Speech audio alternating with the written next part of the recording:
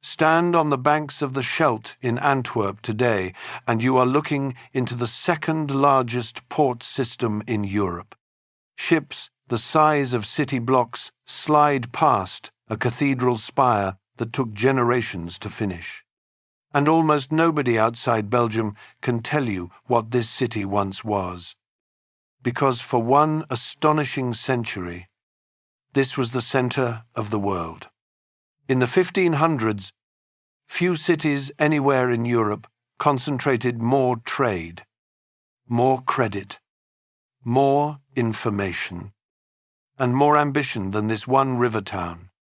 It was Europe's trading floor, its printing press, and its art market, gathered on a single riverbank. Then came a night of fire, a Siege, and an exodus. And within one generation, it lost almost everything. This is the story of how a city becomes the center of the world, how it loses that crown, and how it quietly kept two secrets anyway: the diamond on your ring, and the millions of Americans whose ancestors sailed from these very docks. The river is waiting. Let's go back to the beginning. Chapter 1. The River and the Giant. Every great city is an answer to a question, and the question is almost always asked by water. The Scheldt is not a spectacular river. It does not thunder like the Rhine or sprawl like the Mississippi.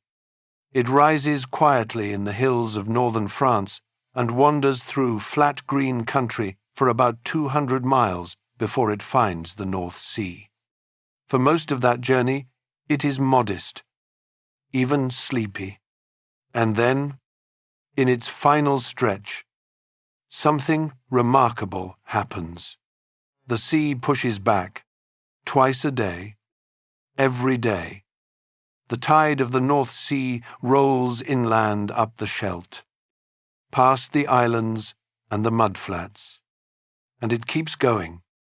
It travels roughly 50 miles from open water, deep into the heart of the continent, and it arrives, still strong, still salty, at a wide bend in the river. Along this stretch, the water runs deep enough for sea-going ships to sail far into the interior.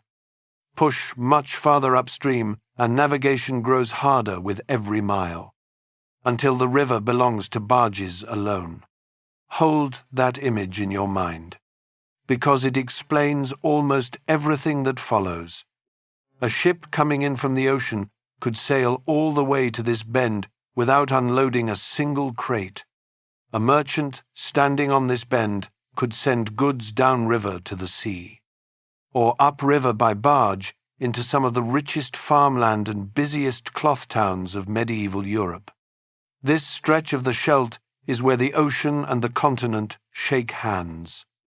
Boston had its sheltered harbor, Paris had its island crossing, New York had the Hudson, Antwerp had the last deep reach of a tidal river. And in the long run, that accident of water and mud would be worth more than a gold mine. People understood this early. Archaeologists digging near the riverbank, around the site of the old stone castle that still stands there today, have found traces of settlement going back to Gallo-Roman times, roughly the 2nd and 3rd centuries after Christ. Pottery, quine, fragments of daily life. Nothing grand. This was the soggy northern edge of the Roman world, a place of small farms and river traffic, far from the marble and the politics of the Mediterranean. When Rome faded, Frankish settlers took its place, and the little riverside community simply carried on, fishing, farming, trading, watching the water rise and fall. So the true story of Antwerp begins the way most true stories do. Slowly, namelessly, without witnesses, which is exactly why the people of Antwerp eventually invented a much better story. And it is one of the strangest founding legends of any city in Europe. To be clear before we begin, this is a legend. No historian believes it happened, but no visitor to Antwerp can escape it. And once you hear it, you will understand this city's soul better than any archaeologist can teach you. The legend says that long ago, a giant lived on the banks of the Scheldt. His name was Druan Antigoon, and he had discovered the world's oldest business model. He blocked the river. Every ship that wanted to pass had to pay him a toll, and the toll was enormous. If a captain refused to pay, or simply could not, the giant did not sink his ship or take his cargo. He did something far more theatrical. He cut off the man's hand and threw it into the river. Think about what that punishment means. A hand is how a sailor works, how a merchant signs, how a craftsman earns. The giant was not just taking money, he was taking livelihoods, one hand at a time, and feeding them to the water. For years, the legend says, ships paid and trade suffered, until a young Roman soldier arrived. His name was Silvius Brabo. Brabo challenged the giant, fought him on the riverbank, and killed him. And then, in the detail that made the story immortal, Brabo took his sword, cut off the dead giant's own hand, and hurled it into the Scheldt. The toll was ended the same way it had been collected. In the old local tongue, the story goes, hand-throwing sounds something like hand-werpen, handwerpen, Antwerpen. Antwerp, the legend claims, is literally the city of the thrown hand.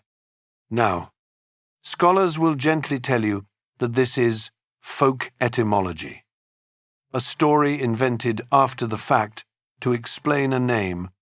The name Antwerpen more likely comes from an old word for land thrown up by the river, the raised bank of silt and mud where the first settlers built their homes. In other words, the boring truth is that Antwerp probably means something like the place on the riverbank. The name came from mud, not from a duel with a giant. But founding legends are never really about the past. They are about how a city wants to be seen. And no city in Europe chose a more revealing story about itself than Antwerp did. Rome's legend is about two brothers and a murder, a story about power. Athens told of a contest between gods, a story about wisdom. Antwerp's legend is about a business dispute. A monster imposes an unfair tax on shipping, and a hero removes the barrier to trade. That is the whole story. The dragon of Antwerp is not a dragon at all. It is a toll booth. Centuries later, the people of Antwerp put a statue of Brabo on top of the fountain in their main market square, where it still stands. It was made by the sculptor Jeff Lambeau in the 1880s. Brabo is caught mid-throw, the giant's severed hand flying from his fingers. Water spraying where the hand should splash into the river. Bakeries across the city sell little hand-shaped cookies. The hand appears on buildings, en souvenirs, on the city's imagination everywhere you look. Antwerp literally wears its founding myth on its sleeve, and the myth says one thing: this river must stay open. Whoever closes it is the villain of the story. Remember that, because everything that will ever happen to this city its unbelievable rise, its heartbreaking fall, its centuries of sleep and its slow resurrection, will hinge on that single question. Is the river open, or is the river closed?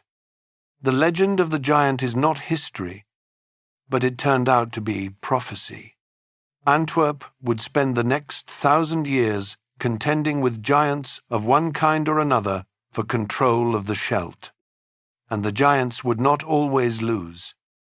In the 9th century, the first of them arrived. They came in long, narrow ships with carved prows. They came up the river the same way the tide does, fast and without asking permission, and they burned everything they found. The Northmen had discovered the bend in the Scheldt too. Chapter 2. Vikings. Margraves and the Edge of Empires. Somewhere in the Frankish lands. In the year 836. A monk dipped his pen and added one more line to the annals his monastery kept. The running record of wars, omens, and disasters that passed for news in the 9th century. The entry was short. In that year, the Northmen burned Antwerp. That is all he gave us. The annalists of this era had a great deal of burning to keep track of, and Antwerp was one item on a long list. But that single line is the moment our city steps out of archaeology and into written history. And it is worth reading carefully for what it does and does not say. The raid does not prove that Antwerp was already rich. Viking crews attacked monasteries, farms, and small settlements as readily as towns. What it does show is that this place on the river was significant enough to have a name, significant enough to be worth a detour, and significant enough that a monk far away thought its destruction worth recording. Places that do not matter do not make the annals. And the raid taught the people of the Scheldt a lesson they would relearn many times over the next 1,000 years. The river that brings the world to your doorstep does not check what the world wants when it arrives. The same deep water that floats a merchant ship floats a longship. Antwerp's front door has never had a lock. The town rebuilt. Towns on useful rivers usually do. And in the generations that followed, the survivors did the sensible thing. They raised earthworks and walls, and in time, a fortress. On the riverbank today stands a small stone castle called Het Steen, which simply means the stone. The building you can visit now was largely rebuilt in the early 1500s and heavily restored since. But it stands on the site of those early defences. And its name preserves the moment when a wooden town decided to become a permanent one. The stone was the anchor. Everything else could burn and be rebuilt. The stone would remain.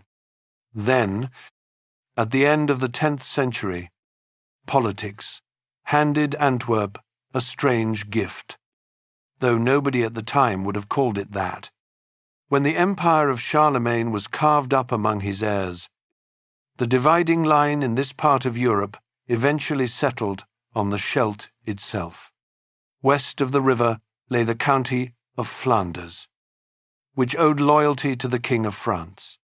East of the river lay the lands of the Holy Roman Empire, that sprawling patchwork of German kingdoms and duchies.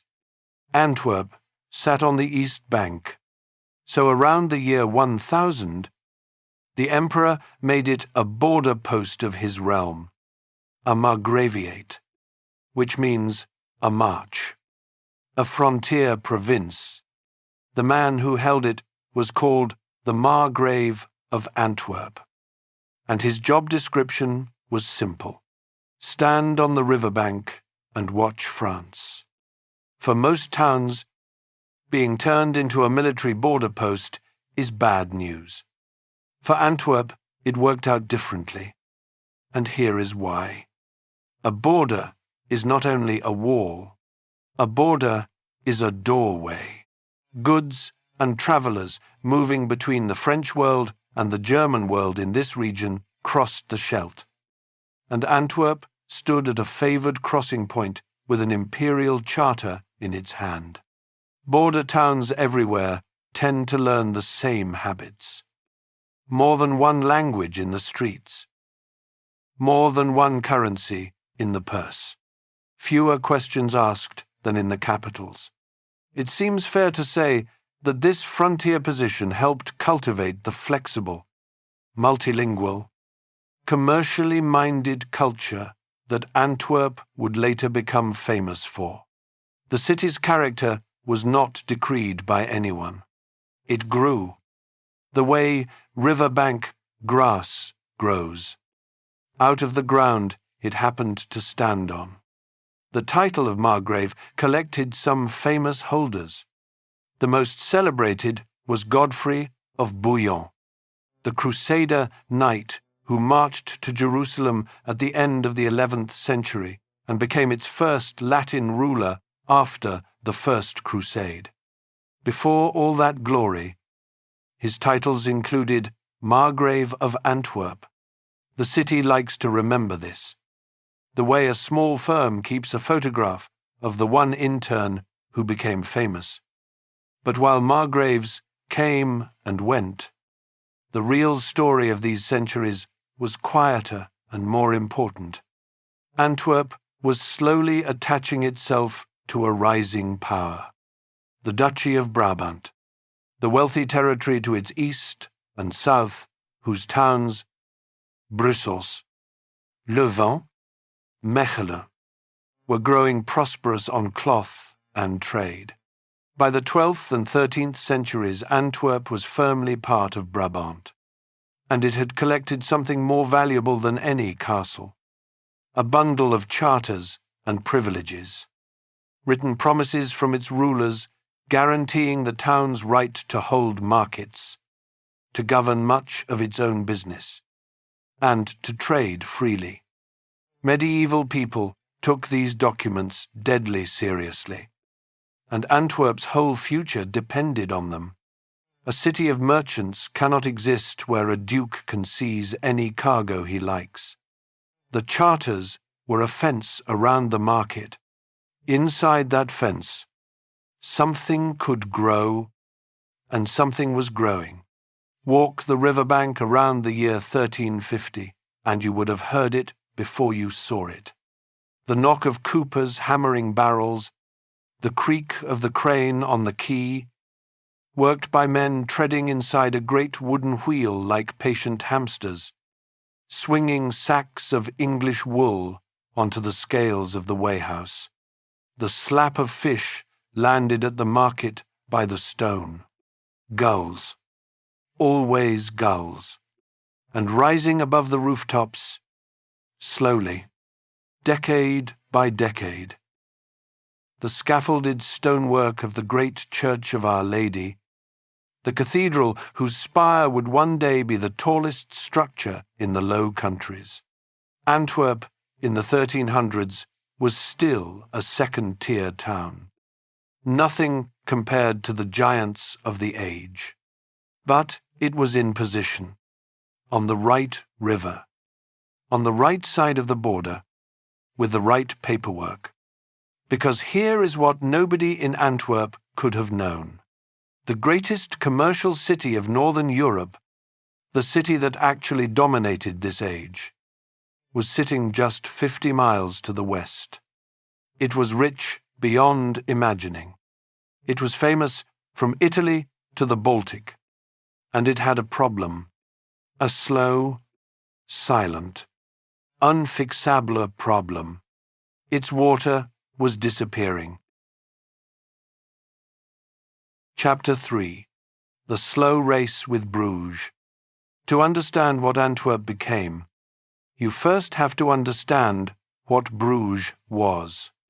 And what Bruges was, in the 13 and 1400s, is difficult to exaggerate. Bruges was the New York of medieval northern Europe. It was the place where the two great economic worlds of the age, the Mediterranean and the Baltic, met and did business. Galleys from Venice and Genoa sailed north, loaded with silk, spices, alum, and sugar. Ships of the German Hanseatic League came south with furs, wax, amber, and grain. Wool crossed from England to feed the cloth looms of Flanders, whose fabrics were the luxury export of the continent. And in the middle of this web sat Bruges, where the Italians opened branch offices of their banks, where an early Bourse district took shape around the house of a family named Van der Beurs, and where a visitor could hear a dozen languages before breakfast. Antwerp, in those same years, was a promising regional town. Bruges was a world city. If you had told a merchant of the year 1400 that little Antwerp would replace mighty Bruges within a century, he would have laughed in your face. But Bruges had a weakness, and it was the most basic weakness a port can have. Bruges was not actually on the sea. It lay inland, connected to the coast by a tidal channel called the Zwin, which ships had once sailed with ease. And the Zwin, decade after decade, was filling with sand. Picture a single afternoon, sometime in the mid-1400s. Somewhere along that channel, a deep-hulled merchant ship, riding low with cargo, feels a long, soft shudder run through her keel. The pilot knew this passage as a boy. He knows the water should be deeper here. The crew waits for the next tide to float her off the bank. And the next tide is a little less helpful than the tides of his boyhood were. Nobody aboard says the obvious thing out loud. But every shipowner in Bruges is quietly doing the same arithmetic. The people of Bruges fought the sand with everything they had. They dug canals. They built outports closer and closer to the open water. They unloaded big ships onto smaller boats for the final passage. Every fix bought time. None of them stopped the sand. Meanwhile, ships were changing in exactly the wrong direction. Cargo vessels grew bigger and deeper with every generation, because bigger ships meant cheaper freight. So the channel was getting shallower while the ships were getting deeper. You do not need an economics degree to see where those two lines cross. And when they crossed, there was Antwerp, 50 miles east, sitting on a tidal river that big ships could ride, with the flood right up to the city wharves. What the Zwin was losing, the Scheldt simply had. Antwerp did not dig its advantage, or build it, or buy it. The North Sea delivered it twice a day, free of charge. Geography opened the door. But geography alone does not move a world market. 3 more forces pushed it through, and they are worth naming, because together they show how the center of the world actually changes address. The first force was the calendar. Antwerp and its neighbor Bergen op Zoom held the great fairs of Brabant. Seasonal markets spread across the year where tolls were light. Rules were relaxed, and foreign merchants were welcomed instead of policed. A fair sounds quaint, but think of these as trade shows that ran for weeks, gatherings where the whole commercial world of the North met to sell goods and settle debts. merchants who came for the fair season began, honour by honour, to keep a warehouse in Antwerp year-round. Then an agent, then a house. The second force was English cloth. England, which had spent centuries exporting raw wool, was now weaving that wool into cloth at home and exporting the finished product. The Company of London Merchants who controlled this trade, known as the Merchant Adventurers, needed a continental hub to sell it. Flanders was hostile to English cloth, since it competed with the looms of Flanders itself. Brabant was happy to take it. The English chose the fairs of Antwerp, and English cloth became the anchor commodity of the Antwerp market, the reliable heartbeat around which everything else could organize, where a market's anchor client goes. Everyone who wants to sell to that client follows. The third force was politics, and it arrived with a crash. In the late 1400s, the Low Countries passed by marriage into the hands of the Habsburg dynasty, and in 1488 the city of Bruges made a mistake of historic proportions. In the middle of a revolt against Habsburg rule, Bruges took the young Prince Maximilian, the future Holy Roman Emperor, and held him prisoner inside the city for months. Chronicles of the time describe him held under guard while some of his officials were tortured and executed in the market square below. Maximilian did not forget. Once free and back in power, he ordered the foreign merchant communities to leave Bruges and move their operations to Antwerp, which had stayed loyal to him. Now, historians rightly point out that the deeper current was already flowing.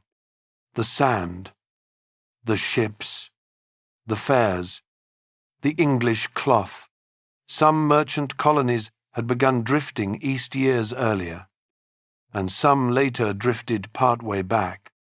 But the order of 1488 turned a slow leak into an open valve. The Italians, the Spanish, the Portuguese, the South Germans. One nation of merchants after another packed up their Bruges houses and reopened on the Scheldt. Notice the most telling detail in this whole story. Antwerp never fought Bruges. No Sieg, no battle, no blockade. One of the greatest transfers of wealth and power in European history happened without a single sword drawn between the two cities. Bruges was worn down by sand, by ship design, by political turmoil, and by a rival that kept saying yes to the merchants Bruges was losing. Trade does not storm the castle. Trade just changes its shipping address. By the 1500s the race was over. Bruges settled into a long, quiet afterlife. Its canals still, its warehouses emptying, and its later poverty ended up preserving the medieval streets that richer cities kept tearing down and rebuilding, which is why tourists today can walk through Bruges like a museum of the Middle Ages. Antwerp inherited the crown of northern trade, and it inherited something else too, a lesson written in the sand of the Zwin. A poort is mortal, a port candy. Keep the water open, or become a museum. Antwerp was about to enter one of the most extraordinary booms any European city had yet experienced. It had one working lifetime, roughly the span of a single human memory, before its own water closed. Chapter 4. The 16th Century Miracle. In the summer of 1501, a Portuguese ship came up the Scheldt and tied up at the wharves of Antwerp. Cargo records and chronicles of the period tell us what was in her hold. and to modern ears it sounds ordinary. Pepper, spices from the East. To understand why that cargo changed the history of Europe, you have to understand where pepper used to come from. For centuries, spices had traveled from Asia through a long chain of middlemen, across the Indian Ocean, through Egypt or the Levant, into the hands of Venetian merchants, who sold them onward at prices that made Venice the envy of the Mediterranean. Pepper was not a condiment. Pepper was a currency, a luxury, a fortune measured in sacks. Then Portuguese captains found the sea route around Africa to India. And suddenly Portugal had a pipeline of spices that skipped the old middlemen entirely. The King of Portugal needed a northern outlet to sell this treasure, a place with deep water, hungry markets, and merchants with serious money. His agents looked at the Low Countries and chose Antwerp. The first cargoes arrived in those early years of the new century, and within a few years the Portuguese crown had gone further, establishing its official trading house, its royal factory for the spice trade, in the city itself.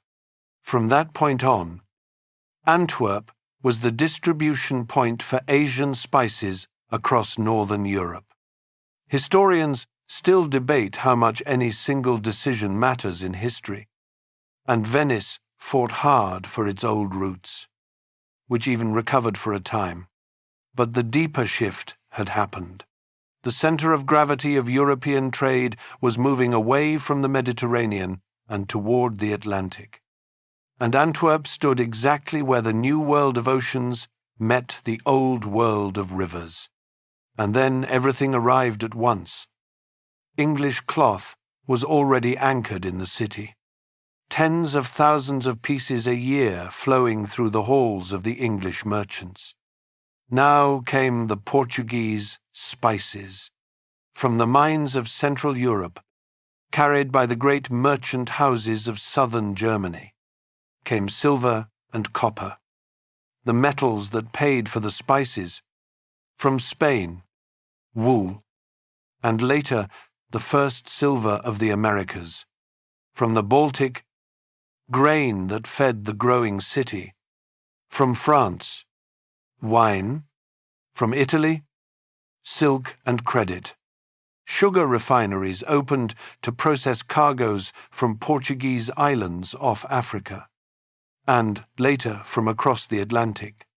Each trade pulled in another, the way one strong shop pulls customers past its neighbors, until the wharves of the Scheldt had become the one address where the whole known world was for sale.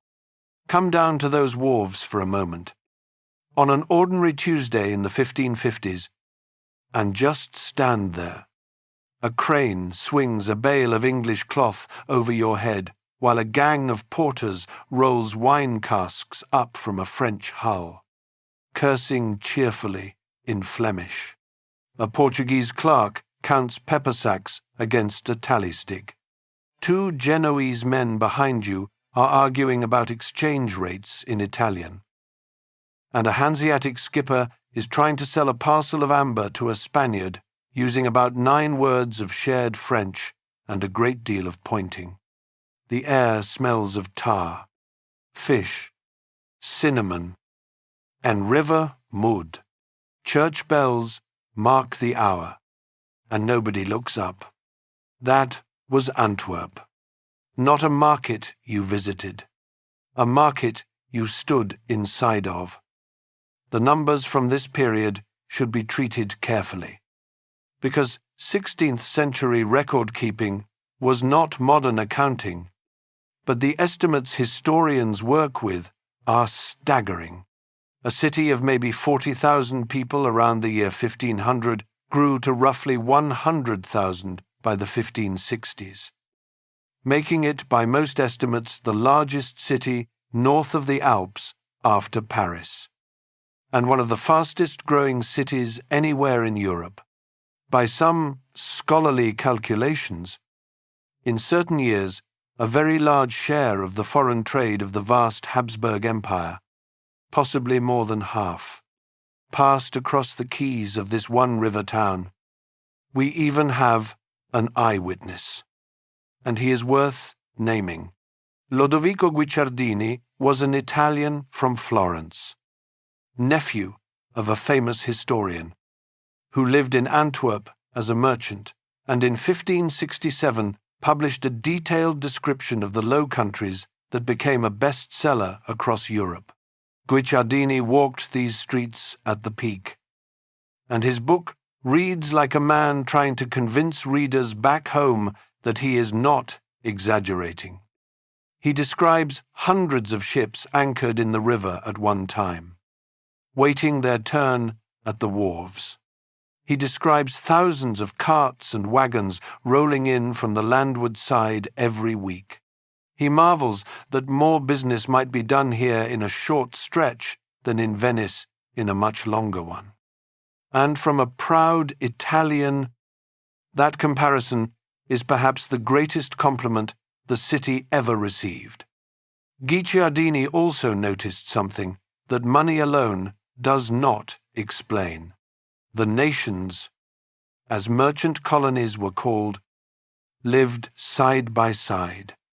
Portuguese, Spaniards, Italians, Germans, English, French, each community with its own grand house, its own chapel, its own festivals, all of them mixing daily on the exchange and in the streets. He praised how easily a foreigner could live in Antwerp, how many languages an ordinary trader could manage, and a detail that always makes audiences smile, how confidently the women of Antwerp ran shops and businesses and spoke their minds. 16th century Antwerp was, by the standards of its own age, astonishingly international and astonishingly open. It had to be. Openness was the business model. The city itself was rebuilt by the boom.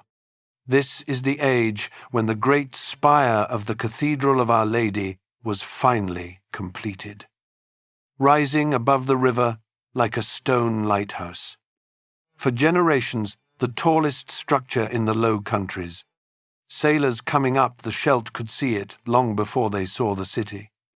Around it, the boom threw up new streets, new quays, new districts, a developer named Gilbert van Schoonbeek, a name worth remembering because men like him are usually forgotten. Laid out entire neighborhoods, dug a new dock, and built dozens of breweries in a single planned district, solving, with one project, both the city's thirst and part of its water supply. Antwerp, in the 1550s, was pouring its trading profits into brick and stone as fast as the masons could work. One building, though, mattered more than all the others. It was not a palace, not a church, not a fortress. It was, on the surface, just a rectangular courtyard surrounded by covered galleries. Opened in 1531 in the heart of the city. It may be the most influential building you have never heard of, because inside that courtyard, parts of the financial world you live in today were taking institutional shape for the first time. Chapter 5. Money invents itself. Here is a question that sounds simple and is not. What is a market? For most of human history, a market was a place where goods met buyers. Grain in sacks, fish in barrels, cloth in bales, laid out where customers could see and touch them. deals happened next to the merchandise. That is how Bruges had largely worked. How Venice largely worked. How every fair and bazaar since ancient times had worked. The building that opened in Antwerp in 1531 broke that ancient rule, and the break was the revolution. The city built its new bourse, a dedicated exchange, a courtyard of stone galleries where merchants met every day at fixed hours. And the crucial fact about it is what was missing. There were no goods inside. No sacks, no barrels, no bales. Men stood in a stone courtyard and traded things that were somewhere else. Cargoes still at sea.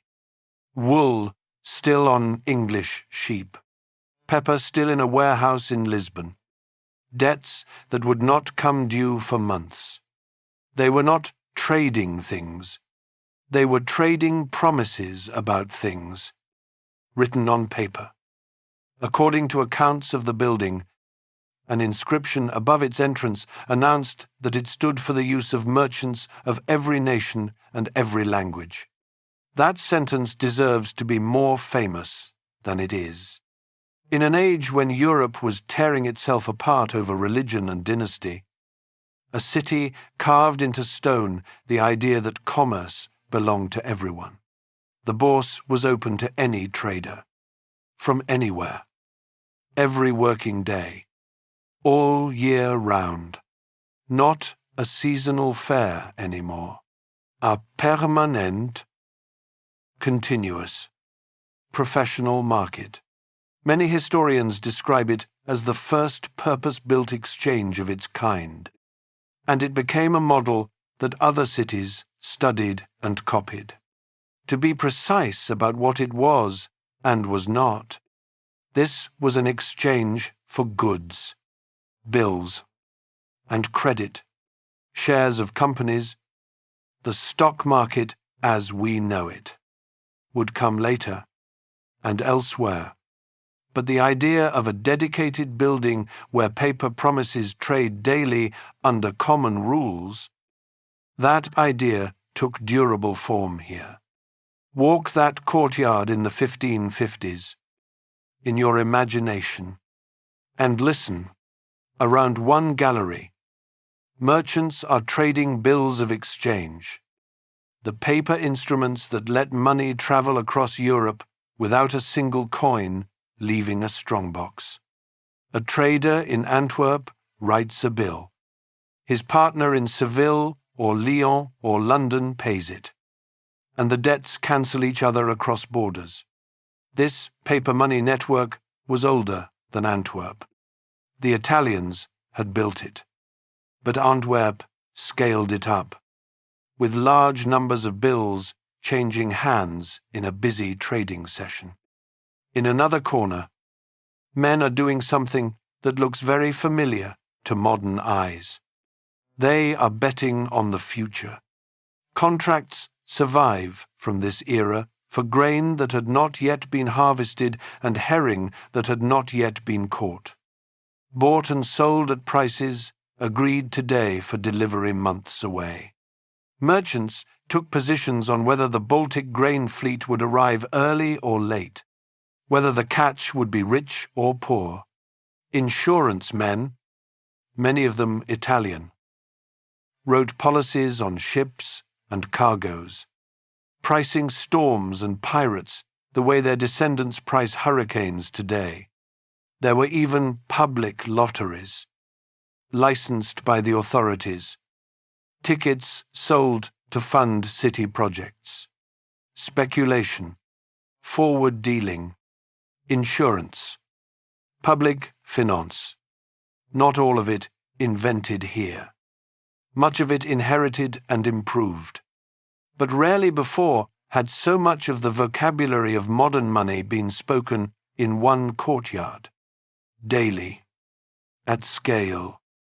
And upstairs from all this, so to speak, sat the biggest and most dangerous business of all, lending to kings, The great wars of the 16th century ran on credit, and much of the credit ran through Antwerp. The Habsburg Emperor, Charles V, whose realms stretched from Peru to Vienna, financed his armies partly through loans raised on the Antwerp exchange. So, at times, did his great rivals, the kings of France, borrowing from the same pool of lenders in the same city. A detail that tells you everything about how Antwerp saw the world. The dominant lenders were the merchant princes of southern Germany. Above all, the Fugger family of Augsburg. In their day, very possibly the richest private family in Europe, whose Antwerp office was one of the nerve centers of their empire of silver, copper, and royal debt. An old story, repeated for centuries, though impossible to verify, claims that Jakob Fugger once warmed his guest, the emperor, with a fire of cinnamon sticks, burning a fortune in spice to make a point about who really had the money. The story is probably legend. The point of the story was simply true. Watching all of this with sharp professional interest was a young Englishman named Thomas Gresham, agent of the English Crown on the Antwerp Exchange. Gresham spent years in this city managing royal debts, learning every trick of the courtyard. He is remembered today for the law of money that bears his name, and for what he did when he went home. In the 1560s, he built London its own exchange, explicitly modelled on the building he had worked in at Antwerp, the institution that became the Royal Exchange, one of the seeds from which the City of London grew into a financial capital. Amsterdam, as we will see, would soon adapt the model too. It would go too far to call this courtyard the direct ancestor of every exchange on earth. History is never that tidy, but it is fair to say that when you trace the family tree of the modern trading floor back through Amsterdam and London, one of the oldest names carved near the root of that tree is Antwerp. But the courtyard had a flaw, and the flaw was serious. All those promises on paper rested, in the end, on one kind of borrower who could never be forced to pay. A merchant who broke his word could be ruined, jailed, hounded across Europe. A king who broke his word was still a king. In 1557, the King of Spain, Philip II, son of the Emperor, suspended payments on his debts, what we would today call a sovereign default. France, at war with Spain and just as exhausted, effectively followed. The shockwave went through the Antwerp exchange like a crack through ice. Houses staggered.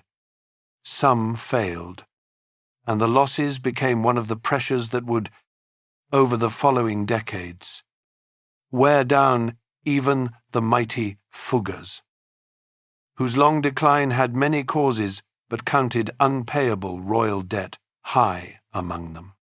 The exchange survived. Business resumed. The courtyard filled again. But something invisible had changed. The smartest men in Antwerp now understood that the city's golden machine had been built partly on the honor of kings, and that the honor of kings was the least reliable commodity it traded. What almost nobody yet understood was how much worse it could get. The next threat to Antwerp would not come from a king's empty treasury. It would come from his soul, from questions about God, salvation, and obedience that no bill of exchange could settle. The storm that was about to break over Antwerp would not read the inscription above the bourse. It did not care about merchants of every nation and every language. It cared whether they prayed correctly. Chapter 6. Ink and Diamonds. Money, on its own, is boring. A ledger full of numbers has never made anyone weep, and no tourist has ever crossed an ocean to look at a bill of exchange. What makes a golden age golden is what a city does with the money. And in the middle decades of the 1500s, Antwerp put its money into three things that still touch your life today. It printed books, it cut diamonds, and it sold paintings in a new way. Start with the books. And with a Frenchman who arrived in the city with little more than a craftsman's hands, his name was Christophe Plantin. He had trained as a bookbinder, and according to the story preserved by his own family and repeated by historians since, his life changed because of a case of mistaken identity. One night in Antwerp he was attacked in the street, apparently mistaken for another man, and his arm was so badly injured that fine binding work became difficult. Unable to bind books, he decided to print them instead. It turned out to be one of the most productive career changes in European history. Plantin founded a printing house called the Golden Compasses, and over the following decades he built it into what historians widely describe as the largest printing and publishing business Europe had yet seen. At its peak, the house ran more than a dozen presses at once, at a time when a respectable printer elsewhere might run two. Plantin printed in Latin, Greek, Hebrew, Dutch, French, and more. He printed Bibles, dictionaries, atlases, medical texts, botany, music. His masterpiece was a great multilingual Bible in 8 enormous volumes. Its texts set in 5 ancient languages side by side. A project so ambitious it nearly ruined him and required royal backing from Spain to survive. Understand what a printing house of this scale meant in the 1500s. Whoever printed the books shaped what Europe knew. The maps that guided ships, the herbals that guided doctors, the grammars that taught languages. An astonishing share of them flowed out of one courtyard in Antwerp, and the reason the business could exist at all was the port outside its windows. Paper came in cheap by ship. Finished books went out by the barrel to every market in Europe, and the same exchange that financed pepper cargoes financed print runs. Information, in Antwerp, was simply another cargo moving through the world's best distribution hub. And for a few decades, this city was one of the main places where Europe's knowledge physically came from. Here is the miracle inside the miracle. Plantin's workshop still exists. His descendants ran the business in the same building for 3 centuries, changed remarkably little, and then sold the entire complex to the city of Antwerp in the 1870s. Today it is the Plantin-Moretus Museum, and it holds, by the museum's and UNESCO's own accounts, the 2 oldest surviving printing presses in the world, along with original type, ledgers, and the proofreader's room, all preserved in place. UNESCO has recognized it as a World Heritage Site. In a story that will soon be full of things Antwerp lost, hold on to this one thing it kept, now the diamonds, because this is where a very long love affair begins. Diamonds in this era came overwhelmingly from India, traveling the same routes as spices, which is exactly why they ended up here. Where the Portuguese spice trade went, precious stones followed. Bruges had cut stones before Antwerp did, and tradition credits a 15th-century Bruges craftsman named Lodewijk van Berken with important advances in diamond polishing. Though historians treat the details of his story with caution, what is beyond doubt is the outcome. Antwerp's own records show diamond cutters organizing as a recognized craft in the city during the 1500s. And, by the height of the Golden Age, Antwerp was becoming the place in northern Europe where rough stones became jewels, a specialty of skilled hands and trusted networks. Remember this trade. Empires will rise and fall around it. The city itself will nearly die twice, and the diamonds will still be here, quietly outlasting everything. And then there is the art, where Antwerp helped change the rules. Other cities had great painters. Antwerp built a great painting business. In most of Europe, art worked on commission. A duke or a bishop ordered a specific altarpiece and a workshop delivered it. Antwerp added something that feels strikingly modern. Paintings made in advance, on speculation, and sold on an open market to whoever walked in with money. Records of the period describe dealers' stalls and sales galleries, including showrooms connected to the courtyard of the new bourse itself, pictures hanging above the heads of the moneymen. Art historians often point to Antwerp as home to one of Europe's earliest large-scale open markets for paintings. Painters like Quinten Metzys, the blacksmith's son who became the city's first great master, and later Peter Bruegel the Elder, who set biblical scenes among Flemish peasants and changed what painting could be about, worked in a city where a merchant's wife could buy a picture the way she bought silk. Art, in Antwerp, was no longer only a servant of church and crown. It was becoming something a middle-class family could own, and that model would spread through the Low Countries and, in time, across the European art world. Books, diamonds, pictures, a city of 100,000 people, printing a great share of the continent's knowledge, cutting its jewels, selling it beauty by the yard. Guicciardini, our Italian eyewitness, wrote admiringly that in Antwerp one could learn almost anything and buy almost everything.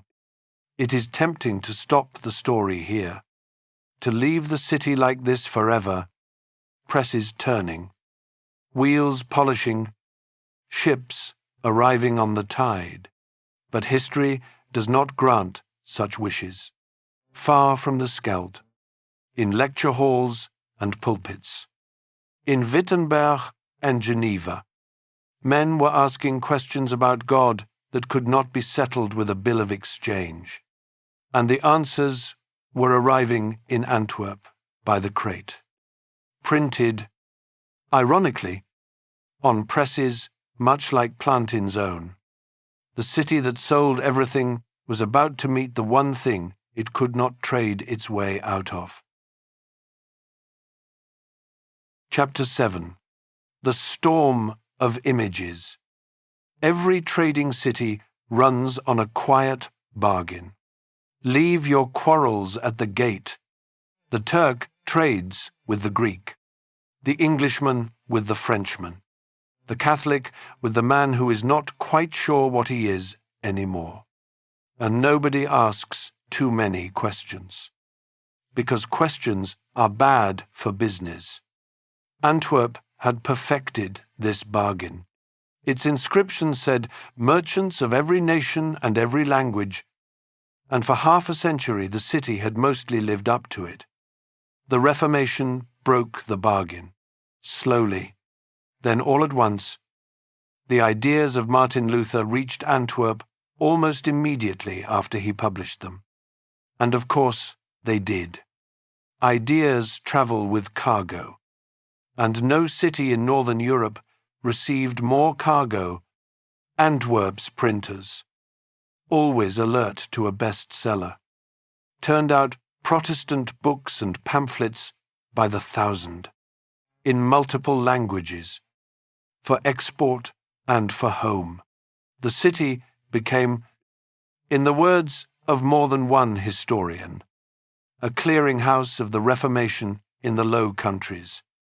An English scholar named William Tyndale hunted in his own country for translating the Bible into English, found refuge among the English merchants of Antwerp, and much of his translation work was printed in or around the city and smuggled into England in bales of cloth.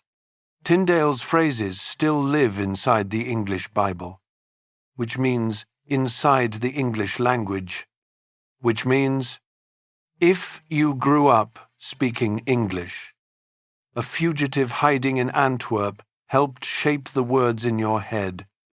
He was eventually betrayed, arrested near the city, and executed in 1536.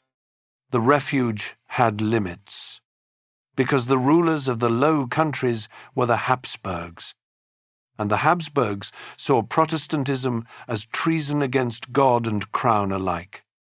Edicts against heresy grew harsher decade by decade.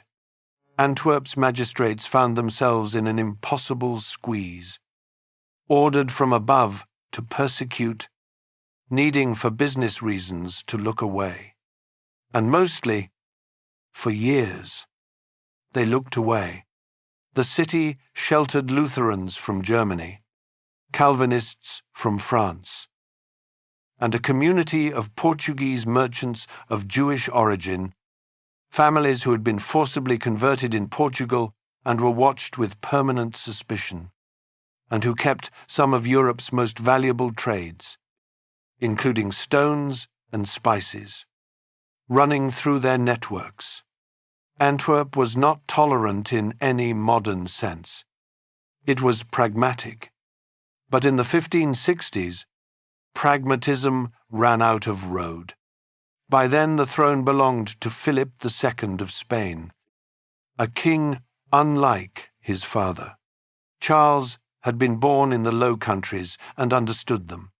Philip ruled from Spain, by paper, in cold conviction, and he had no intention of bargaining over God.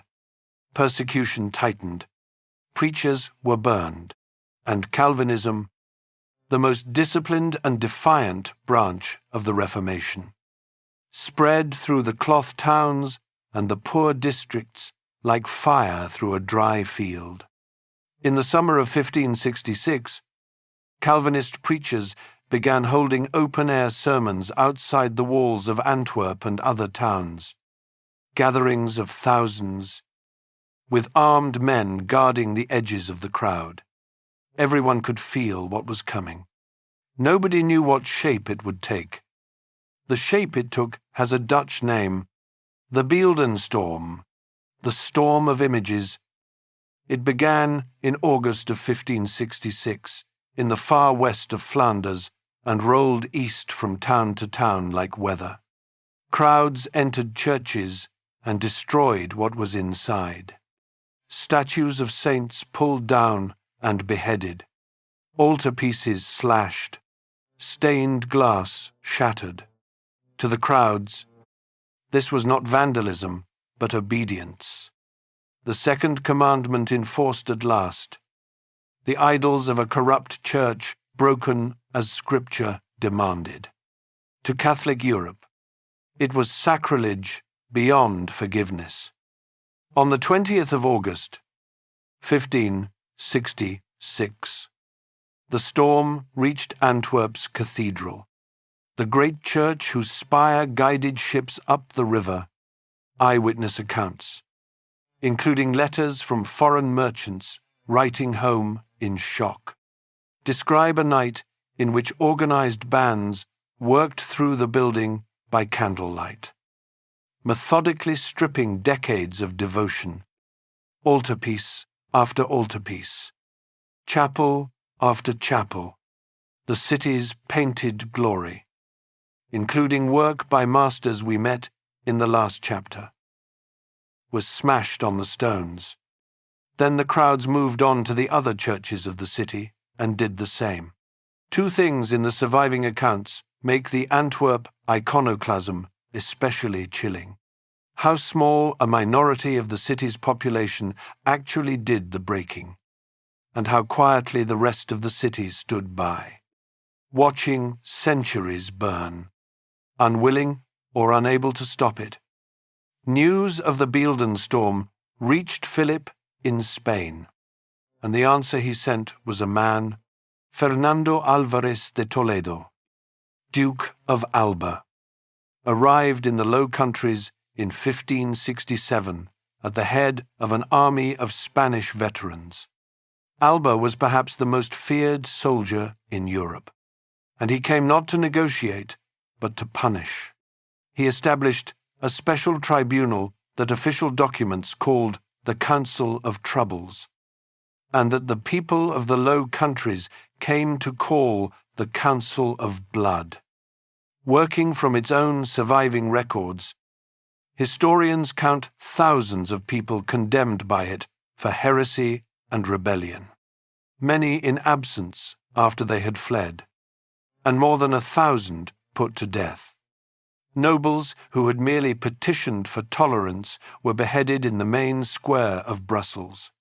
Confiscation, execution, and fear became instruments of government. And to hold Antwerp itself, Alba did something the city would never forgive. He built a massive fortress, a citadel, on the southern edge of town.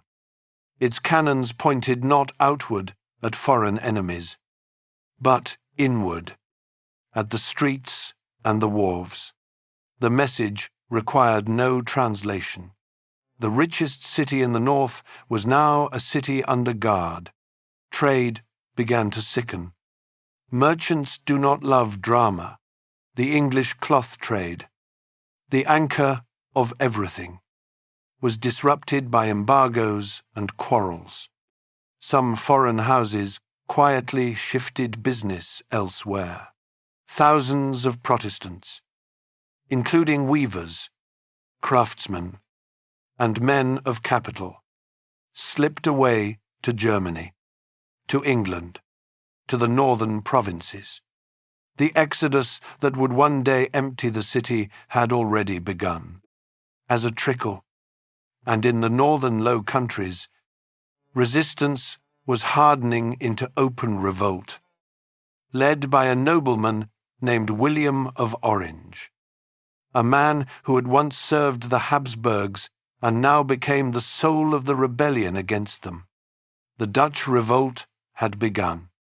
The 80 years of war that would eventually split the Low Countries in two and create the Dutch Republic. Antwerp sat in the middle of it, the greatest prize on the board, coveted by both sides, trusted by neither. The city still functioned. The bourse still filled at noon. But Antwerp now lived the way people live below a cracked dam. The merchants could hear it groaning. The storm of images had been the work of crowds with hammers. Terrible, but survivable. What was coming next would be the work of professional soldiers.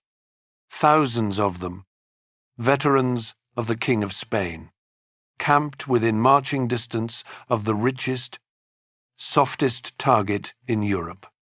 And the King of Spain, for the second time in 20 years, was running out of money to pay them. Chapter 8. The Spanish Fury. Before we go on, remember what is at stake. At this moment in the story, the middle of the 1570s, Antwerp is still the commercial capital of Northern Europe. Still the city of the bourse and the printing presses and the 100,000 people. Still, by any reasonable measure, one of the great centers of the world. Every promise this video made you in its first minute is standing, right now, at its full height, which is exactly why you need to watch closely. Because the fall begins here, and it begins, of all places, in an accounting ledger. By the autumn of 1576, the Spanish Empire had achieved something remarkable. It had gone bankrupt twice while owning the richest trade routes on earth. The silver of the Americas flowed into Seville and flowed straight out again, to bankers in Genoa and creditors across Europe. And in 1575, Philip II once again suspended payments on his debts. This time, the consequences did not stop at the exchange. This time, they reached the soldiers. The Spanish army in the Low Countries was the finest fighting force in Europe. Veteran infantry who had marched and bled through a decade of the Dutch revolt, and many of them had not been properly paid in years. Not months, years. Spanish military records and correspondence from this period document mutiny after mutiny. And these were not chaotic riots. The Spanish tercios mutinied the way they fought. With discipline, they would elect a leader, seize a town as a bargaining chip, and hold it until the crown sent money. It was, in its horrifying way, a labor negotiation, conducted with pikes. In the summer of 1576, the largest mutiny yet seized the town of Aalst, within striking distance of Antwerp, and inside Antwerp itself sat the citadel, Alba's fortress, its cannons still pointing inward, now garrisoned by Spanish troops who watched the richest city in the north through their gun ports while their own wages existed only on paper. The government in Brussels had effectively collapsed. The Low Countries were sliding into chaos. Everyone in Antwerp understood the arithmetic of the moment. The most dangerous thing on earth is not an army. It is an unpaid army, camped beside a bank vault.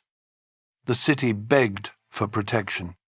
What it got was a garrison of hastily raised troops from other provinces, some German mercenaries and Walloon soldiers, thrown behind half-repaired defences.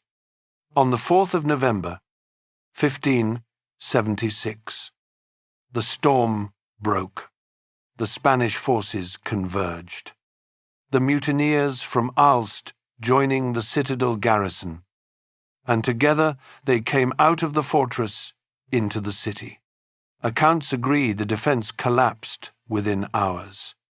What followed did not stop for days. We know a great deal about what happened next, because Antwerp was a city of writers, merchants, and foreign residents, and the survivors wrote it down in a dozen languages. Their letters and pamphlets describe soldiers moving from house to house, extracting ransoms, killing those who resisted and many who did not. They describe the new city hall, finished barely a decade earlier, the proudest building of the Golden Age, deliberately set on fire and gutted. Taking whole streets with it, they describe bodies in the courtyard of the Bourse itself. Contemporary claims put the dead in the thousands, with numbers as high as 7,000 or 8,000 circulating almost immediately. Modern historians, working from burial records and city registers, generally argue the true figure was lower, perhaps in the low thousands. The honest answer is that nobody counted the dead of Antwerp precisely. What no historian disputes is the scale of the plunder. Decades of accumulated capital, coin, plate, and goods, stripped from the commercial heart of Europe by the army of its own sovereign. The event became known across the continent within weeks as the Spanish Fury, and it is difficult to overstate what it did to the European imagination. Printed accounts spread the story from London to Germany.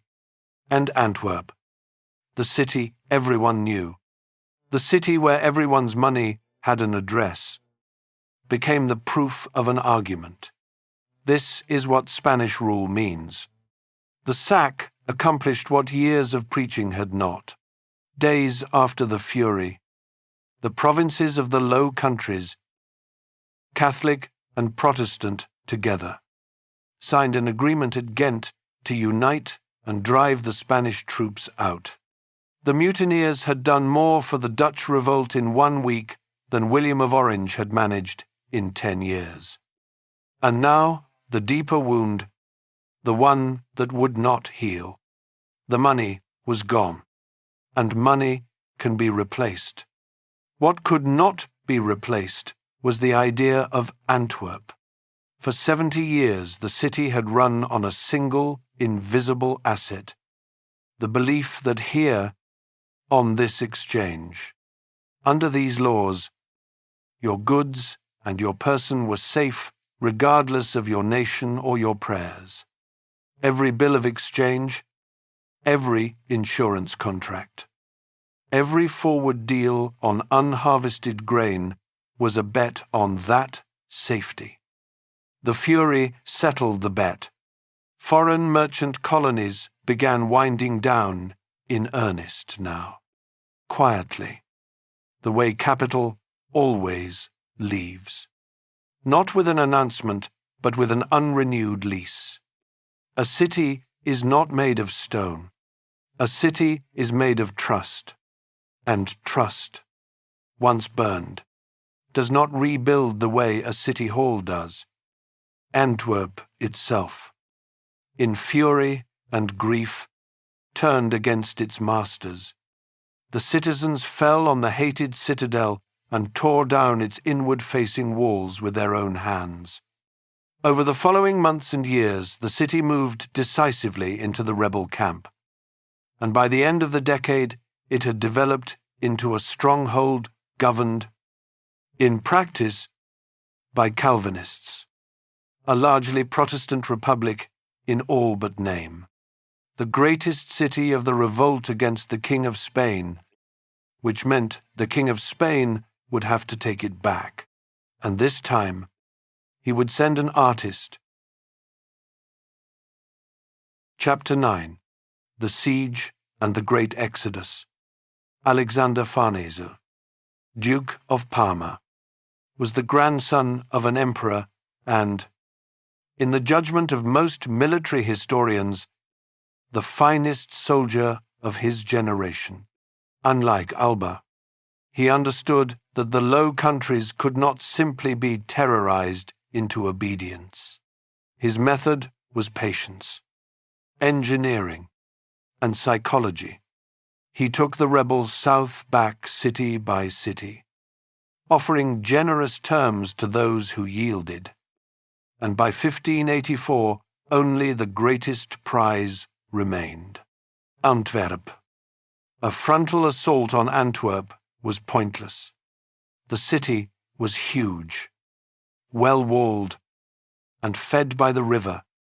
As long as ships could reach the wharves, Antwerp could hold out forever. Parma looked at the problem the way the giant of the old legend had looked at it. He did not need to take the city. He needed to close the river.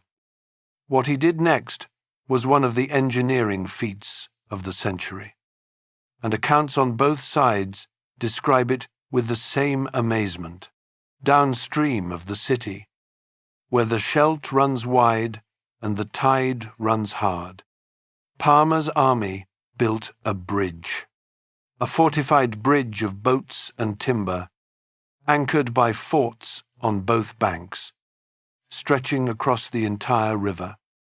Armed with cannon along its length, soldiers and engineers worked through the winter, in freezing water, under fire. When it was finished, in early 1585, the Scheldt was sealed. No grain ship, no relief fleet. Nothing could reach Antwerp from the sea. The legend had come true in reverse. A giant had blocked the river, and this giant was a professional. Antwerp did not surrender quietly. The defense of the city produced one of the most extraordinary weapons of the age.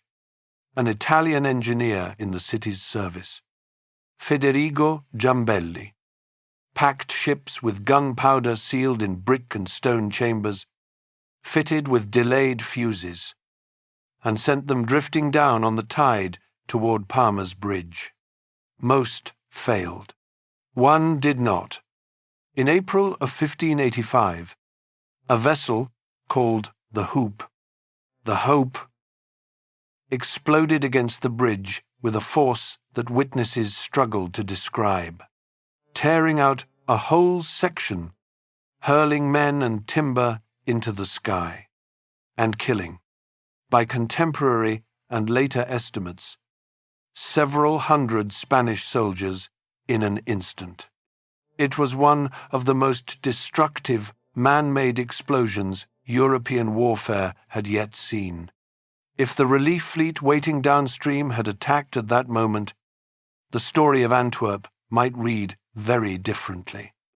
Through confusion and missed signals, the moment passed.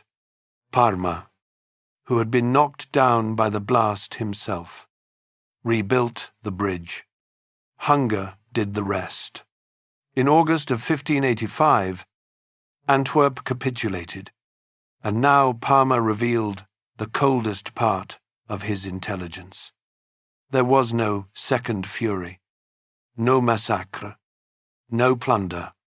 His troops were held in iron discipline, and the terms he offered were, by the standards of the age, astonishingly mild. The city would return to the king and the Catholic Church, and its Protestants would not be burned or imprisoned. They were given 4 years to settle their affairs, sell their property, and leave. It sounds like mercy. In effect, it was the departure of half a civilization, conducted politely, with paperwork, and the Protestants of Antwerp were not a random slice of the population. They were disproportionately the weavers, the cutters, the printers, the schoolmasters, the merchants, the capital. Over the following years, the city emptied like a tide going out. The population, roughly 100,000 at the Golden Peak, fell by most estimates to somewhere around 40,000. Antwerp lost half of itself, and it lost the half that money follows. Now ask the question this whole video has been building toward. Where did they go? They scattered, as refugees do. Thousands went to Germany, to Frankfurt, Cologne, and Hamburg. Thousands went to England, where Flemish weavers changed the textile towns. Many settled across the towns of the young Dutch Republic, in Middelburg, Leiden, Haarlem, but a large and economically powerful share of them, and a remarkable concentration of the merchants and the capital, went north to a modest port on a marshy river that was about to become very famous. Amsterdam. Follow what travelled north in those wagons and ships. Merchant families with trading networks that reached from Lisbon to the Baltic. Cloth workers who rebuilt their industry in Leiden and Haarlem. Diamond cutters who set up their wheels in Amsterdam, helping to found the trade that city is still known for. Printers, mapmakers, engravés, and capital, in quantities historians can trace through Amsterdam's own records, where southern names soon crowd the registers of the biggest investors. When the Dutch East India Company was founded in 1602, the first great joint stock corporation in history, a striking share of its early capital came from families with southern, which is to say, largely Antwerp, roots. When Amsterdam opened its famous exchange a few years later, it drew on the model those families had known at home. The Bourse idea had already travelled once, from Antwerp to London with Thomas Gresham. Now it travelled again, carried north by refugees. Every school book calls what followed the Dutch Golden Age the century when Little Holland out traded the world. Let's be fair about it. That miracle had deep Dutch roots too. The shipbuilding, the seamanship, the herring fleets, the stubborn republic itself, none of that came from Antwerp. Amsterdam did not simply steal a golden age, but historians of the period keep pointing at the same foundation stone. The Dutch boom was jump-started by the fall of Antwerp, seeded with a significant part of Antwerp's people, Antwerp's money, Antwerp's skills, and Antwerp's ideas. Amsterdam absorbed its defeated rival's strength the way a runner takes a baton. And in a very real sense, some of the greatness of the Dutch Golden Age is Antwerp's story, continued under new management. And the original, the Dutch rebels still held the mouth of the Scheldt, and they now did to Antwerp deliberately what sand had once done to Bruges by accident. They kept the river closed. Sea traffic to Antwerp was blockaded and strangled. And when Spain and the Dutch Republic finally signed their great peace in 1648, the closure of the Scheldt was written into the treaty itself, in ink, as international law. The city that existed because of an open river now faced the future with the river locked, and the key held by its own former citizens. In the city, its own children had helped to build. The giant had won. The hand had been thrown into the Scheldt, and this time it belonged to Antwerp. You would expect the next chapter of this story to be about a corpse, a dead city, rotting by a closed river. Instead, the strangest thing happened. In the first decades after the fall, inside the locked and shrinking city, Antwerp produced the most famous thing it ever gave the world. Not a cargo, not a contract, a painter. Chapter 10, Rubens and the Beautiful Decline. History has a cruel sense of timing. It waited until Antwerp lost everything. And then it gave the city one of the most celebrated artists Europe would ever produce. Peter Paul Rubens was born in 1577, in exile in Germany, into exactly the kind of family this story has been following. His father was an Antwerp lawyer who had fled the Troubles. The family returned when Peter Paul was a boy, and he grew up inside the wounded city, among churches still scarred from the storm of images, in streets that were visibly too large for the population that remained. He trained as a painter, spent 8 years in Italy, absorbing everything the Renaissance masters could teach him. And in 1608 he came home.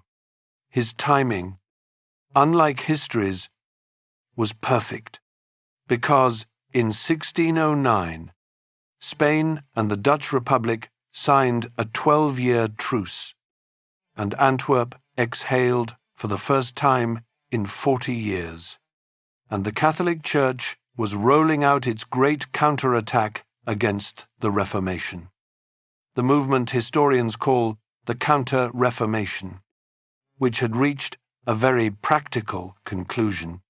If the Protestants stripped the churches bare, then Catholic churches would answer with overwhelming beauty. Every altar smashed in the Beelden storm now needed a replacement. Bigger, brighter, more emotionally overpowering than what had been lost. It was, among everything else, the largest art commission in the history of the Low Countries, and the man standing in Antwerp with an Italian education and a workshop was Peter Paul Rubens. What Rubens built over the next 3 decades was not just a career, it was an industry, run with an efficiency his merchant ancestors would have recognized. His workshop near the center of the city employed teams of assistants and specialists, some of whom, like the young Anthony van Dyck, became masters in their own right. Rubens designed, supervised, corrected, and finished, and the workshop produced altarpieces, portraits, hunting scenes, and mythologies on a scale art historians still marvel at. Well over 1,000 works associated with his hand and his studio. Kings and queens across Europe stood in line.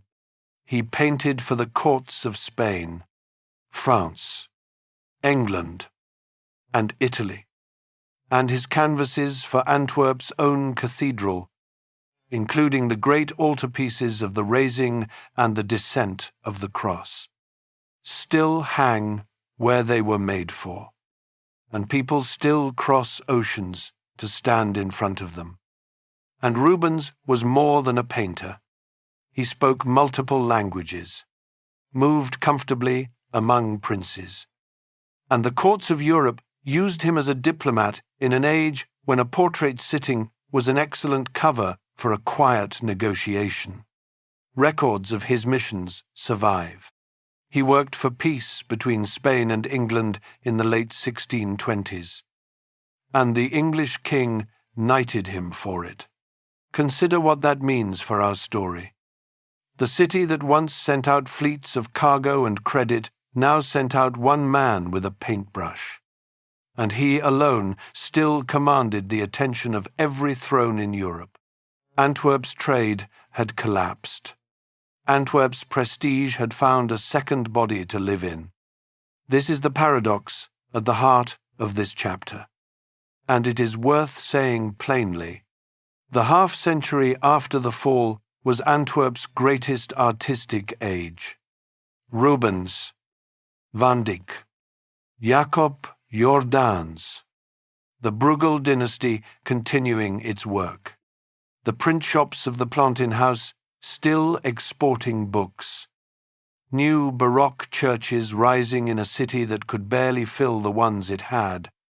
Historians sometimes call this period the Indian Summer of Antwerp, a burst of golden light after the season has already turned.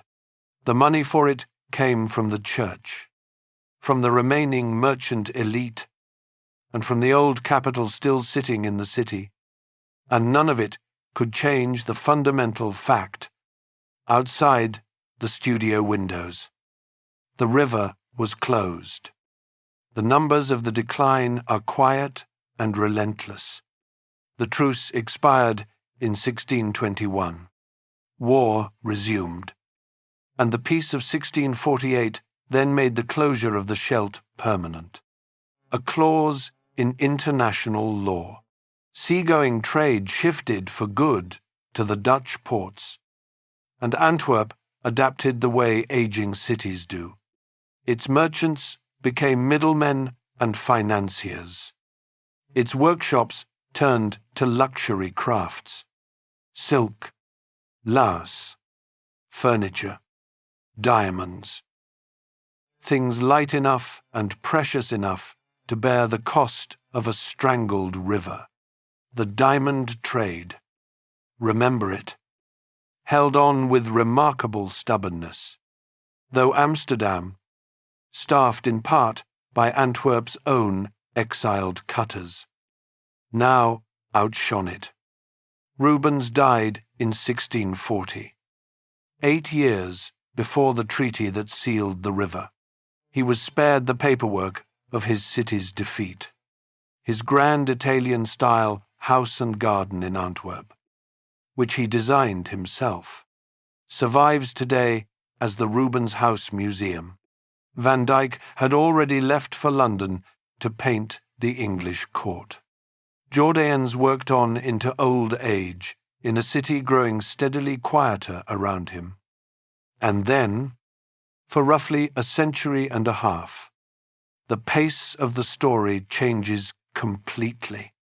Antwerp does not vanish, and its people go on living full lives, praying, marrying, brewing famously good beer, running lace workshops that employed thousands of women, quarreling with bishops and tax collectors like any other town of the age.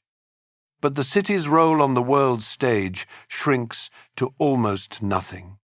It becomes a provincial town of perhaps 50,000 souls inside walls built for twice that number, ruled by Spanish Habsburgs, then Austrian Habsburgs, governments far away that rarely thought about the Scheldt at all, travellers of the era, and later historians quoting them, describe grass growing between the stones of the once crowded quays, an image so painful and so perfect that it became the standard shorthand for the city's condition.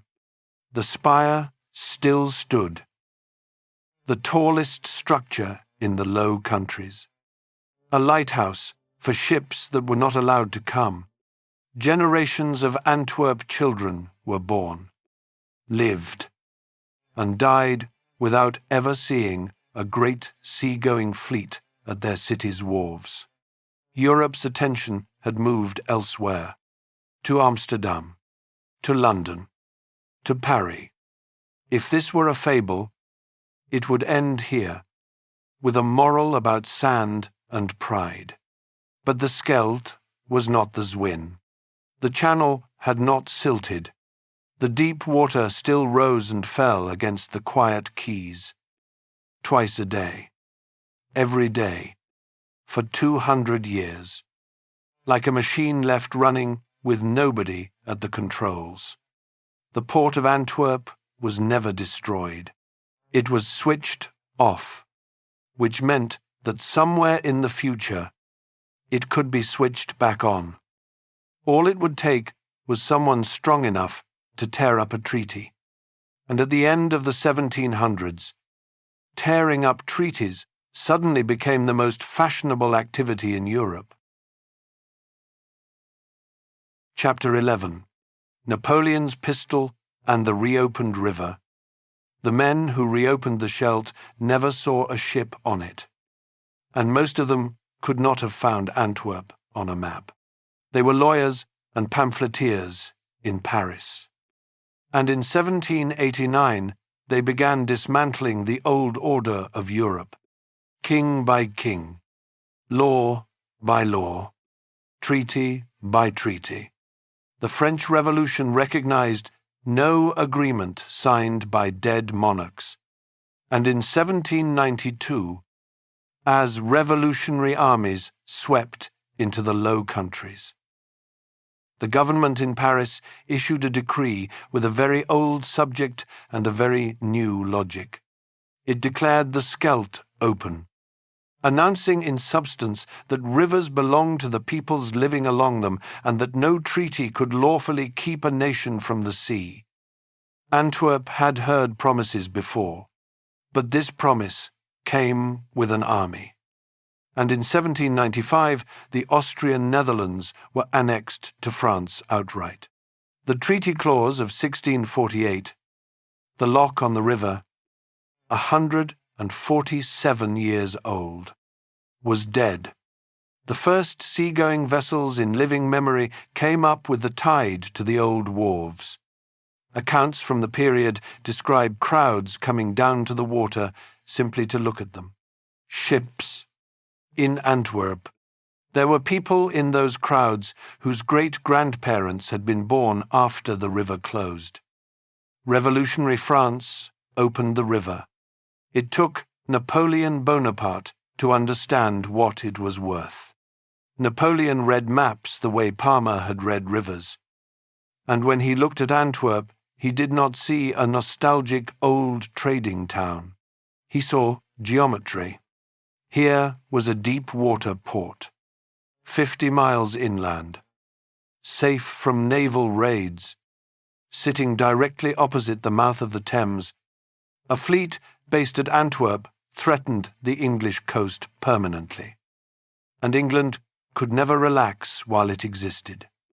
A remark attributed to Napoleon in the histories of this period sums up the idea in a single image: that Antwerp in French hands was like a pistol aimed at the heart of England. Historians debate his exact words, as they debate most famous quotations, but his actions said the same thing louder. Beginning around 1803, Napoleon poured money and engineers into Antwerp.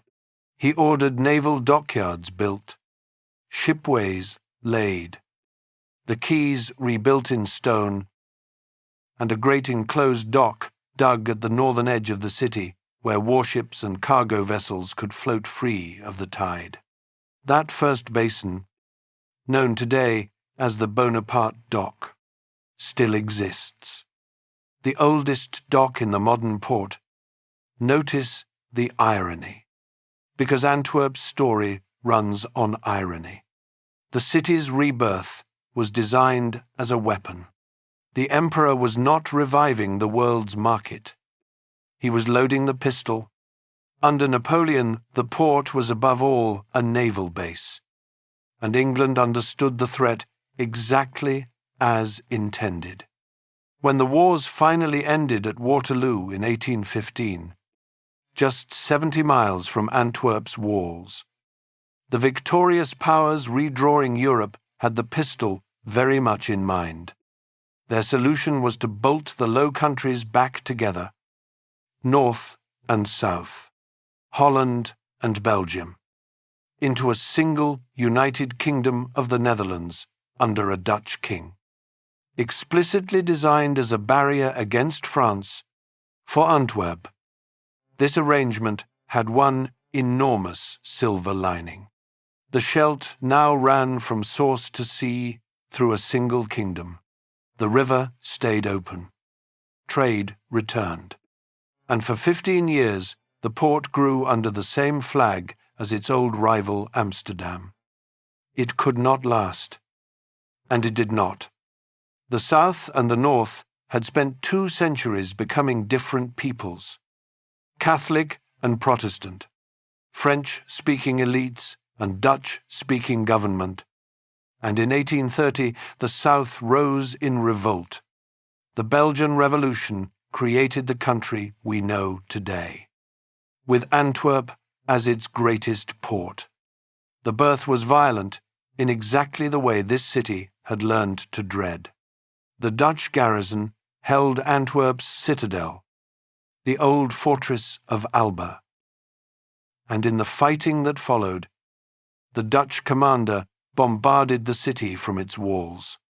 Once again, cannon built to guard Antwerp fired into Antwerp.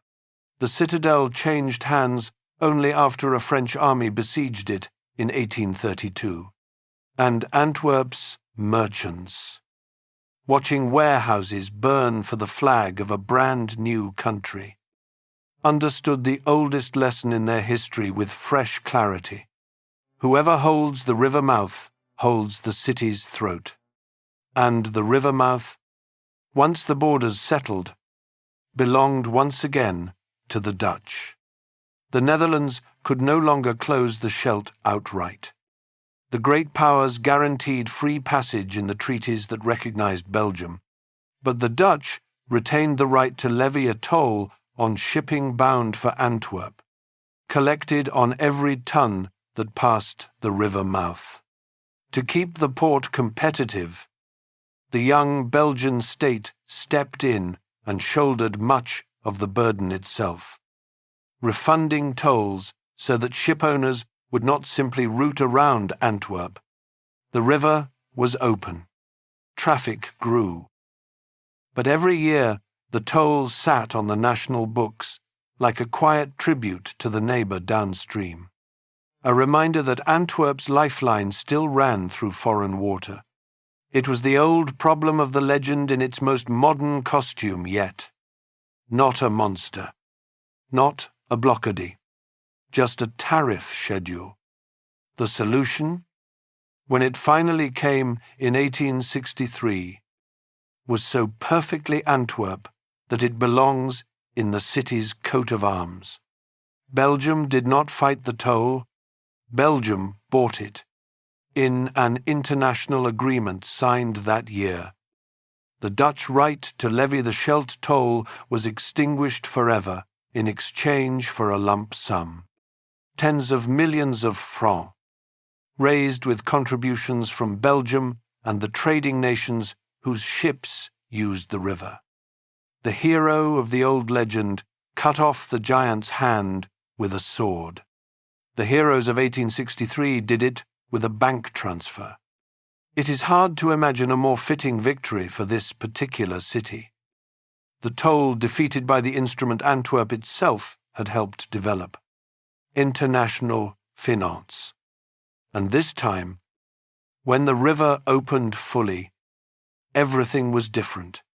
Because the world the Scheldt now flowed into was the world of steam, railways were spreading across Belgium, among the first and densest networks on the continent, and they met the sea at Antwerp's docks. Iron steamships, growing bigger every decade, exactly as wooden ships once had, needed deep tidal harbours exactly like this one. The port surged back to life. New basins were dug beyond Napoleon's docks. Stone quays stretched mile after mile along the river, and the tonnage climbing the Scheldt doubled and doubled again. By the last decades of the 1800s, Antwerp had done the thing no one in 1700 would have believed possible. It stood once again among the great ports of the world, ranked by most measures just behind giants like London, New York, and Hamburg, and gaining 280 years after Parma's Bridge, the city had its river back, and the river, as if impatient after the long silence, immediately handed Antwerp a new role in world history. Not spices this time, not silver. People, millions of them, and most of them were bound for America. Chapter 12. The Gateway to America. For millions of families in the United States and Canada whose ancestors left Europe between the 1870s and the 1930s, there was a last dock somewhere, a gangway, a final step off the old continent. For roughly 2 million of those travellers, the last step was taken in Antwerp. Here is how it happened. In 1873, a shipping company was founded to run a direct line between Antwerp and America, backed by capital from Philadelphia and Antwerp together. An American-Belgian venture from its first day. Its flag was a white pennant with a red star, and it became known simply as the Red Star Line.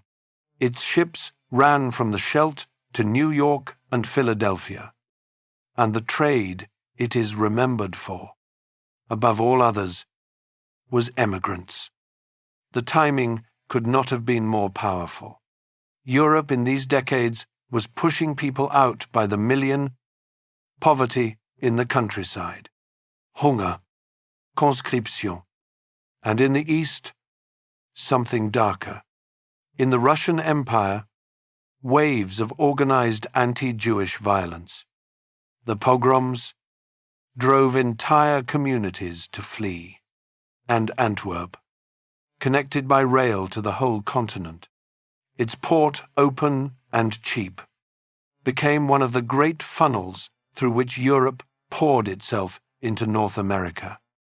According to the Red Star Line Museum, which now occupies the company's original buildings on the Antwerp waterfront, roughly 2 million passengers crossed on the line between 1873 and 1934. And by the museum's estimates, about a quarter of them were Jewish refugees from Eastern Europe. Picture the scene on the quay in 1905. Families who have traveled for days in third-class rail cars, carrying everything they own, steerage tickets clutched in hands, medical inspections, because America would turn back the sick. So the shipping line checked them here. On this side of the ocean, disinfection halls where clothes and luggage were steamed, then the ship itself, and 10 days of the North Atlantic. And at the end of it, for those who passed through Ellis Island, a new world. The museum has gathered thousands of family stories from descendants, and they read like the seed catalogue of modern America. Farmers bound for the Midwest, tailors bound for the Lower East Side, children who would grow up with American names their grandparents could not pronounce. 2 of those passengers are worth naming, because you know their work.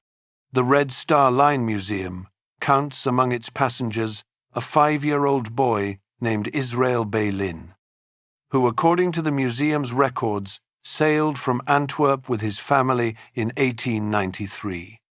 Fleeing the pogroms of the Russian Empire, America came to know him as Irving Berlin, and he grew up to write, among hundreds of other songs, God Bless America.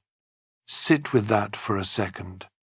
The man who wrote America's unofficial anthem, by his own shipping line's account, last touched Europe on an Antwerp quay, and 4 decades later, the most famous scientist on Earth was a regular passenger on the line's flagship. Albert Einstein crossed repeatedly on Red Star Line ships in the early 1930s, and in March of 1933, returning from America as the new Nazi government turned against him, he came ashore in Antwerp and, as his biographers record, travelled to the German consulate in Belgium and surrendered his German passport.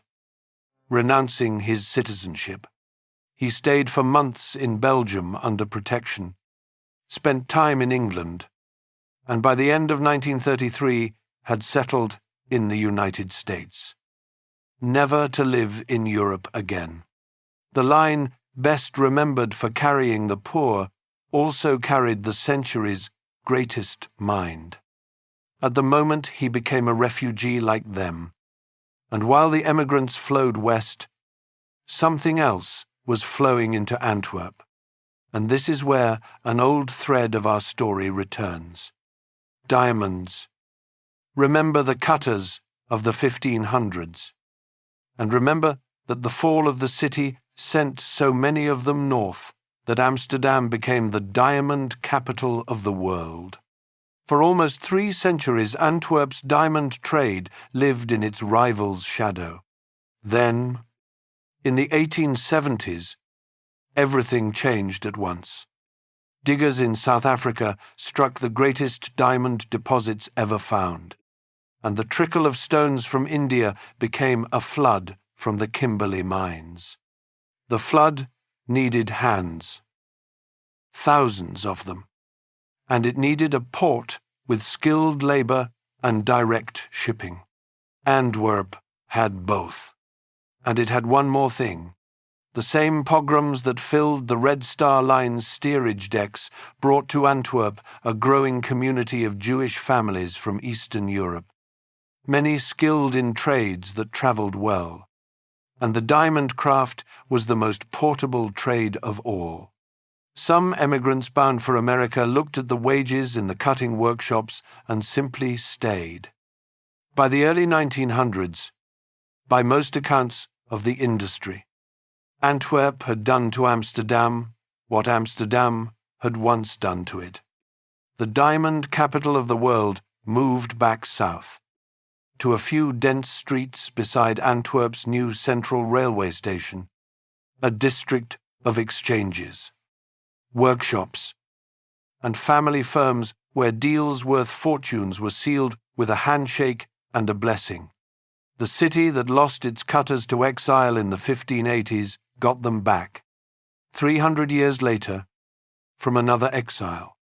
History rarely writes symmetry this clean. So hold the image of Antwerp around 1910. But hold all of it, because honesty requires the full picture. The port, among the largest on earth, quays stretching for miles, a new railway station so extravagant, all dome and gold and marble staircases, that travellers called it a railway cathedral. World expositions in 1885 and 1894 showing the city off to the planet.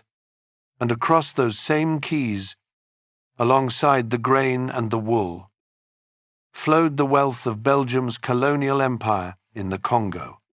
Above all, rubber and ivory. That empire, first run as the personal possession of the Belgian king, was built on a system of forced labor whose cruelty shocked even the imperial standards of the age. Documented by missionaries and journalists and protested internationally until the Belgian state itself took the colony over in 1908. Some of the marble in Antwerp's grand facades. Some of the fortunes in its banks. Some of the cargo in its statistics. Came from that system. A port sees everything and asks few questions. That has always been Antwerp's strength. It has never been innocence. It had taken 325 years to rebuild what the fall of 1585 had destroyed. It would take 4 years of the 20th century to put it all at risk again. And this time, the threats to the river would arrive with artillery, airships, and rockets. Chapter 13. 2 Wars on the Scheldt. Belgium in 1914 was a neutral country, its neutrality guaranteed by treaty, and its entire defense plan rested on one idea. If invasion came, the army would fall back on Antwerp. The city had been rebuilt over decades into what planners called the National Redoubt. Ring after ring of forts, among the largest fortress complexes in Europe, the place where king, government, and army would hold out until the guaranteeing powers came to the rescue.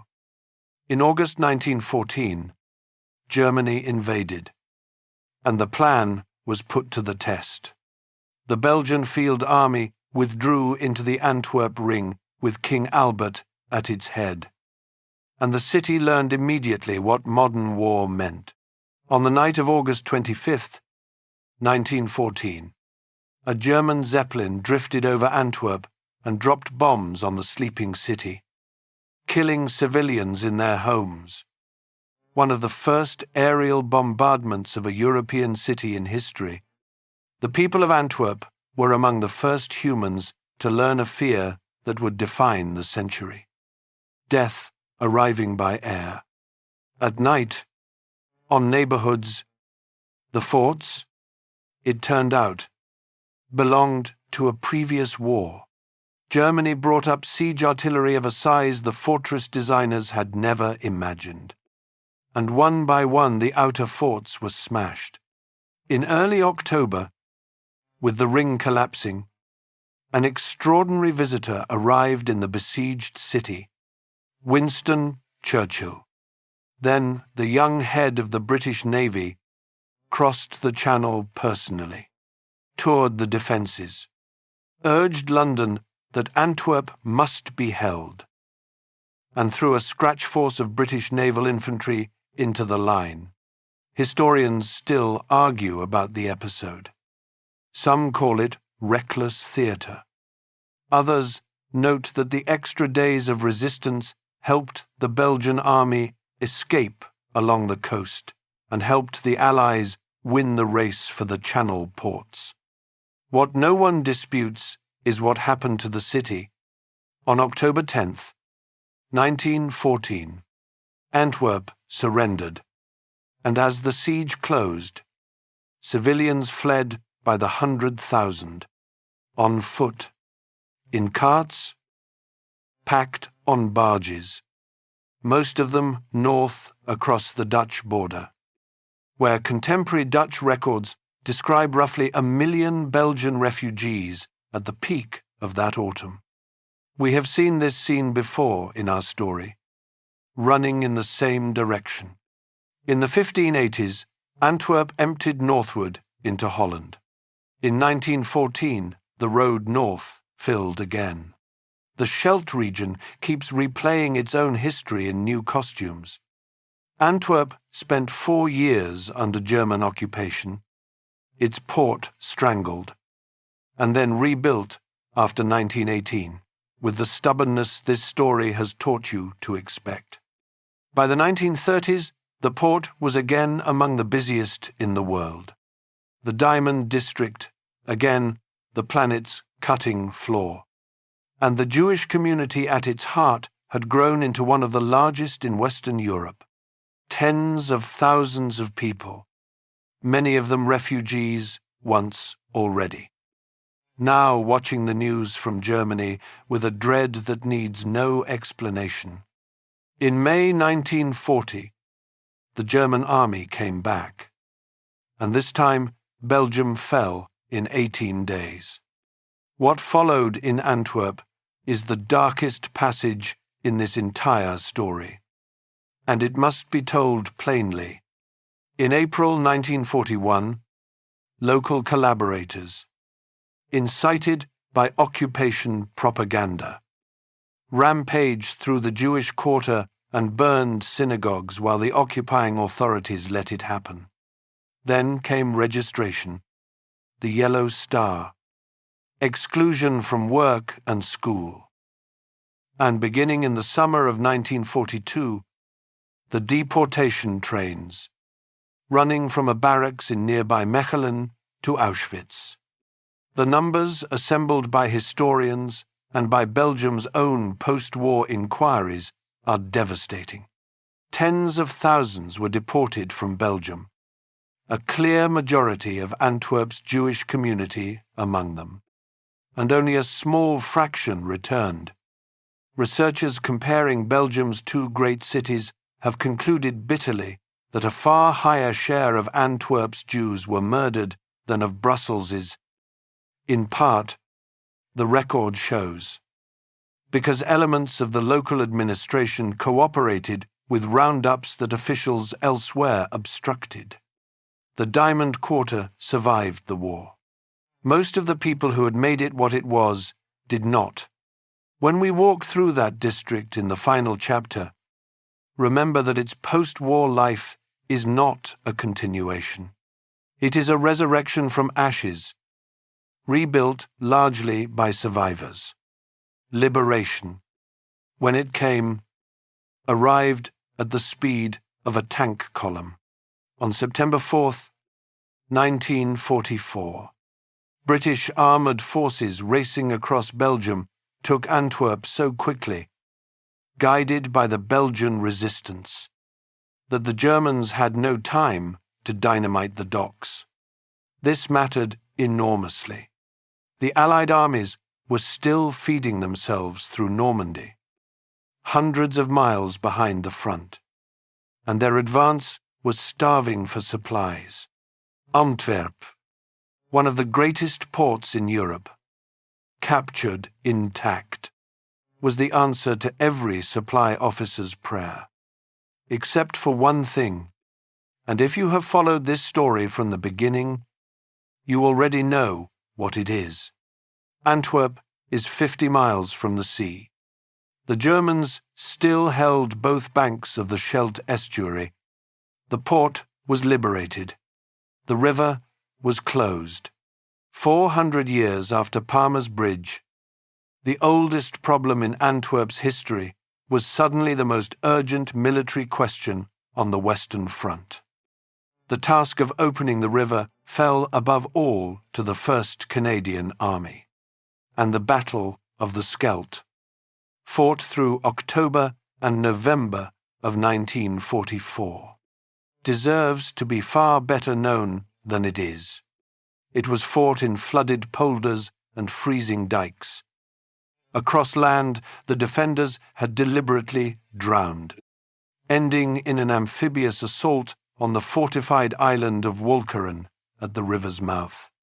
Allied casualties in the campaign, by official histories, ran to nearly 13,000, roughly half of them Canadian. If you are watching in Canada, this was one of your country's greatest and hardest victories, and the people of the Scheldt towns still mark it. On November 28, 1944, the first Allied convoy sailed up the river to Antwerp's quays. The pistol was pointed the other way now, and it was loaded with supplies. Hitler understood the port's importance with perfect clarity, and his response made Antwerp a front-line city for the rest of the war. The great German counter-offensive of December 1944, the Battle of the Bulge, named Antwerp as its objective. The plan was to split the Allied armies and retake the port. It failed short of the river, so the attack came by air instead, in a form no city had ever endured on this scale. For months, Greater Antwerp was bombarded by the vengeance weapons, the V-1 flying bombs and the V-2 rockets, the world's first cruise missiles and ballistic missiles. By Allied defense, counts frequently cited by historians since, more V-weapons struck the Greater Antwerp area than any other urban area on Earth. More than Greater London. A rain of warheads on homes, docks, and streets that earned the place the grim nickname City of Sudden Death. One strike stands above the rest. On the afternoon of December 16th, 1944, the same day the Battle of the Bulge began, the Rex Cinema on the de Quiselet was packed. Soldiers on leave and local families watching a Western AV-2 struck the building directly. 567 people died. By the official count, nearly 300 of them Allied servicemen. The deadliest single V-weapon strike of the entire war. There is a modest plaque there today. Shoppers walk past it by the thousand. The rockets kept falling until March 1945, and the port worked through all of it. Longshoremen and soldiers unloading ships while the sky itself was lethal. Stand back and take in the almost unbearable symmetry. The city, built by an open river, helped win the war by keeping its river open, under fire, at the cost of thousands of its people. Once again, everything had come down to the oldest question in Antwerp's story. And once again, at terribly cost, the answer had been open. When the war ended, the city counted its dead, rebuilt its docks, and did what it had done after 1585. After 1830, after 1918, it went back to work. But the world it went back to work in was about to change shape completely. The age of empires was ending. The age of the container was coming. And Antwerp was about to become something it had never quite been before. Anonymous. Chapter 14. Diamonds. Containers and the city the world stopped noticing. There is a strange rule in the modern world. The more essential a place becomes to your daily life, the less likely you are to ever think about it. Nobody daydreams about server farms, or shipping lanes, or the warehouse district where their groceries spend the night. And by that rule, post-war Antwerp became one of the most important invisible places on earth. Start with the port, because this story always starts with the port. After 1945, world trade did not just recover. It exploded. And in the late 1950s, an American trucking entrepreneur named Malcolm McLean helped launch a revolution so boring and so enormous that historians rank it with the steam engine. The shipping container, a simple steel box, standard sizes, stackable, movable from ship to train to truck without ever being opened. The container did to ports what the deep-hulled ship had once done to the Zwin at Bruges. It rewarded exactly one kind of harbour: deep water, endless flat land for stacking, and rail and road connections into a rich hinterland. Antwerp looked at the requirements and checked every box. Through the 1960s and 70s, the port burst out of its old riverside skin, swallowing polders and villages to the north, digging docks that dwarf the old city, building locks among the largest on the planet. Today, after merging with the neighbouring port of Zeebrugge in 2022, Port of Antwerp-Bruges describes itself and is ranked by most industry measures as the second largest port in Europe, behind only Rotterdam, handling by its own reported figures hundreds of millions of tons of cargo a year. It is also home to one of the largest integrated petrochemical clusters on Earth. Pipelines and refineries stretching to the horizon where 17th century painters once sketched cows. Savor the fact underneath all that steel, because after 13 chapters you have earned it. Remember why Antwerp existed at all. The last deep reach of a tidal river, 50 miles inland, where ocean meets continent. 5 centuries after the Golden Age, in the era of satellites and container algorithms, that is still the entire business model.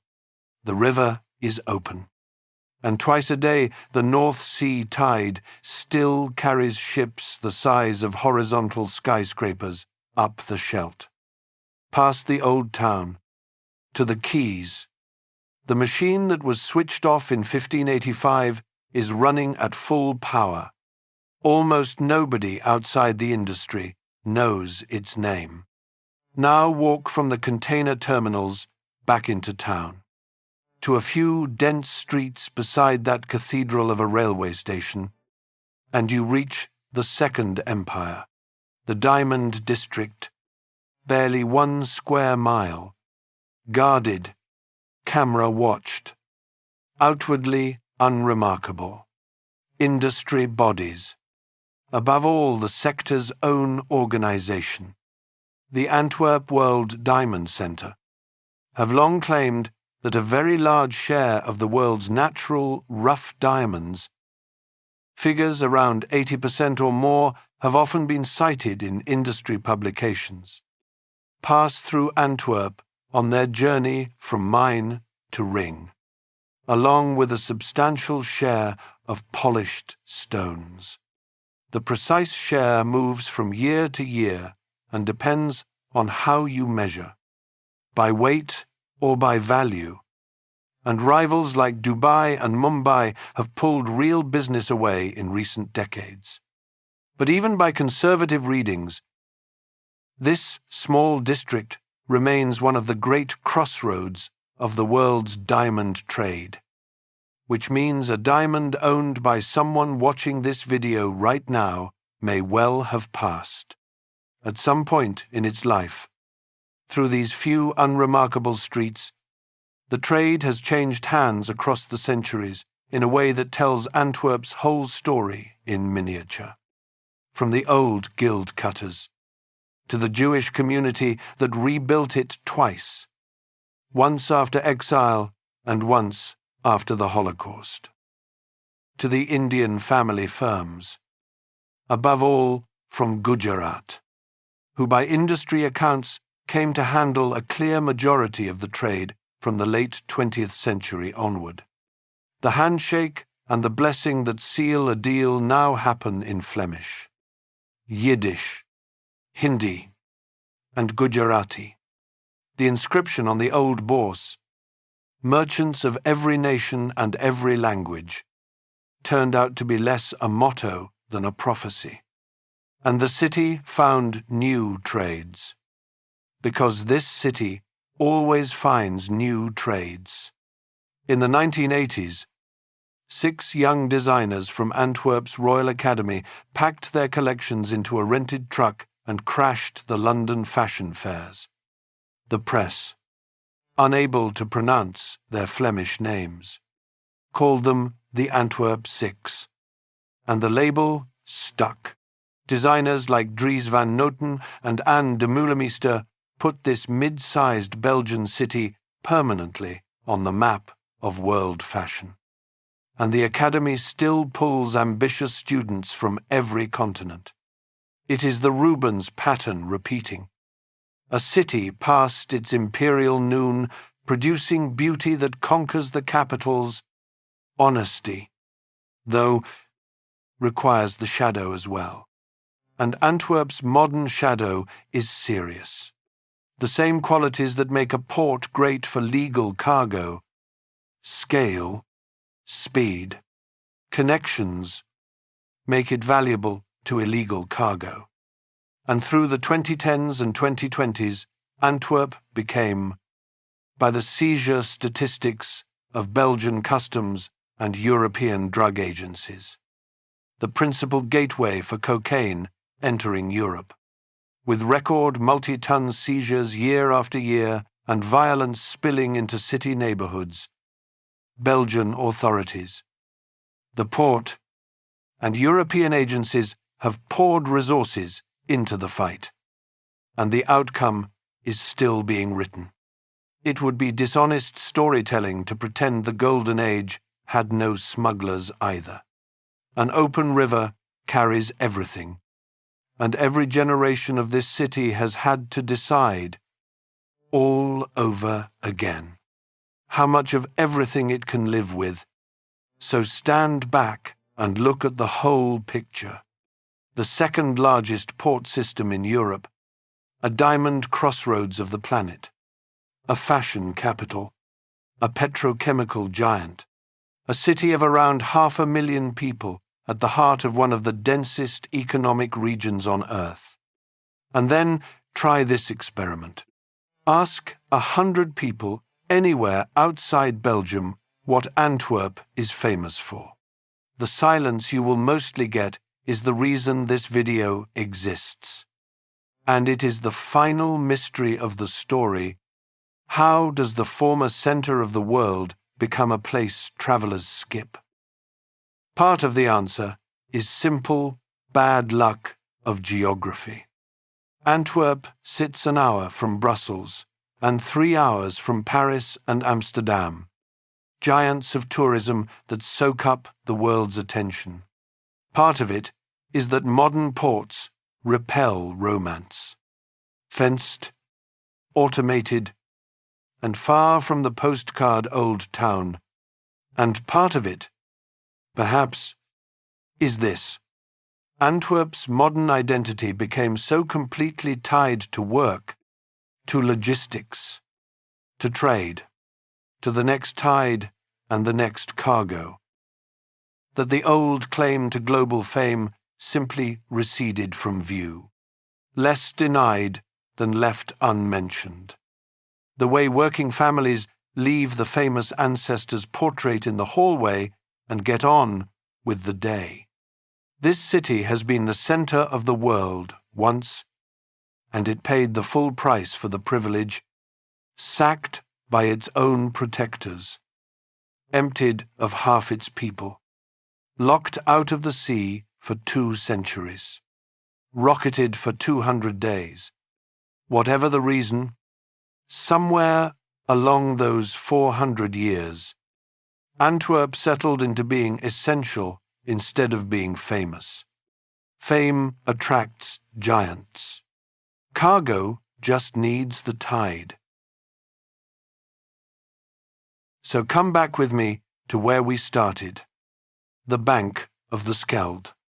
This evening, the water turning gold as the sun drops behind the cranes on the far shore. The cathedral's spire is behind you, the one sailors steered by 500 years ago, downstream. A container ship the length of 3 football fields is riding the tide in from the sea, past the spot where Palmer built his bridge, past the forts of 1914, past the drowned polders the Canadians freed, to docks first sketched by Napoleon on the site of docks, first dreamed by merchants who spoke a dozen languages and trusted each other's paper. Somewhere behind you, in a quiet, guarded street, a rough stone from half a world away is becoming a diamond. And under your feet, if the old legend is to be believed, a giant's hand lies somewhere in the river mud, still paying for the crime of closing the water. Everything in this story passed along this one grey stretch of tidal water. The pepper and the printing presses, the paintings and the paper promises, the refugees fleeing pogroms, and the 2 million last steps toward America, the rockets and the ships that unloaded beneath them. Take away the river and none of it happens. Keep the river, and 1,000 years of the world flows through one Belgian town. The center of the world moved on long ago, to London, to New York, to wherever it lives this decade. Antwerp watched it go and kept unloading ships. Perhaps that is the quietest lesson of 1,000 years on the Scheldt. Empires are temporary. Tides are permanent.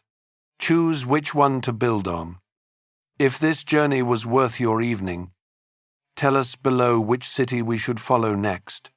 The tide is coming in. We will see you in the past.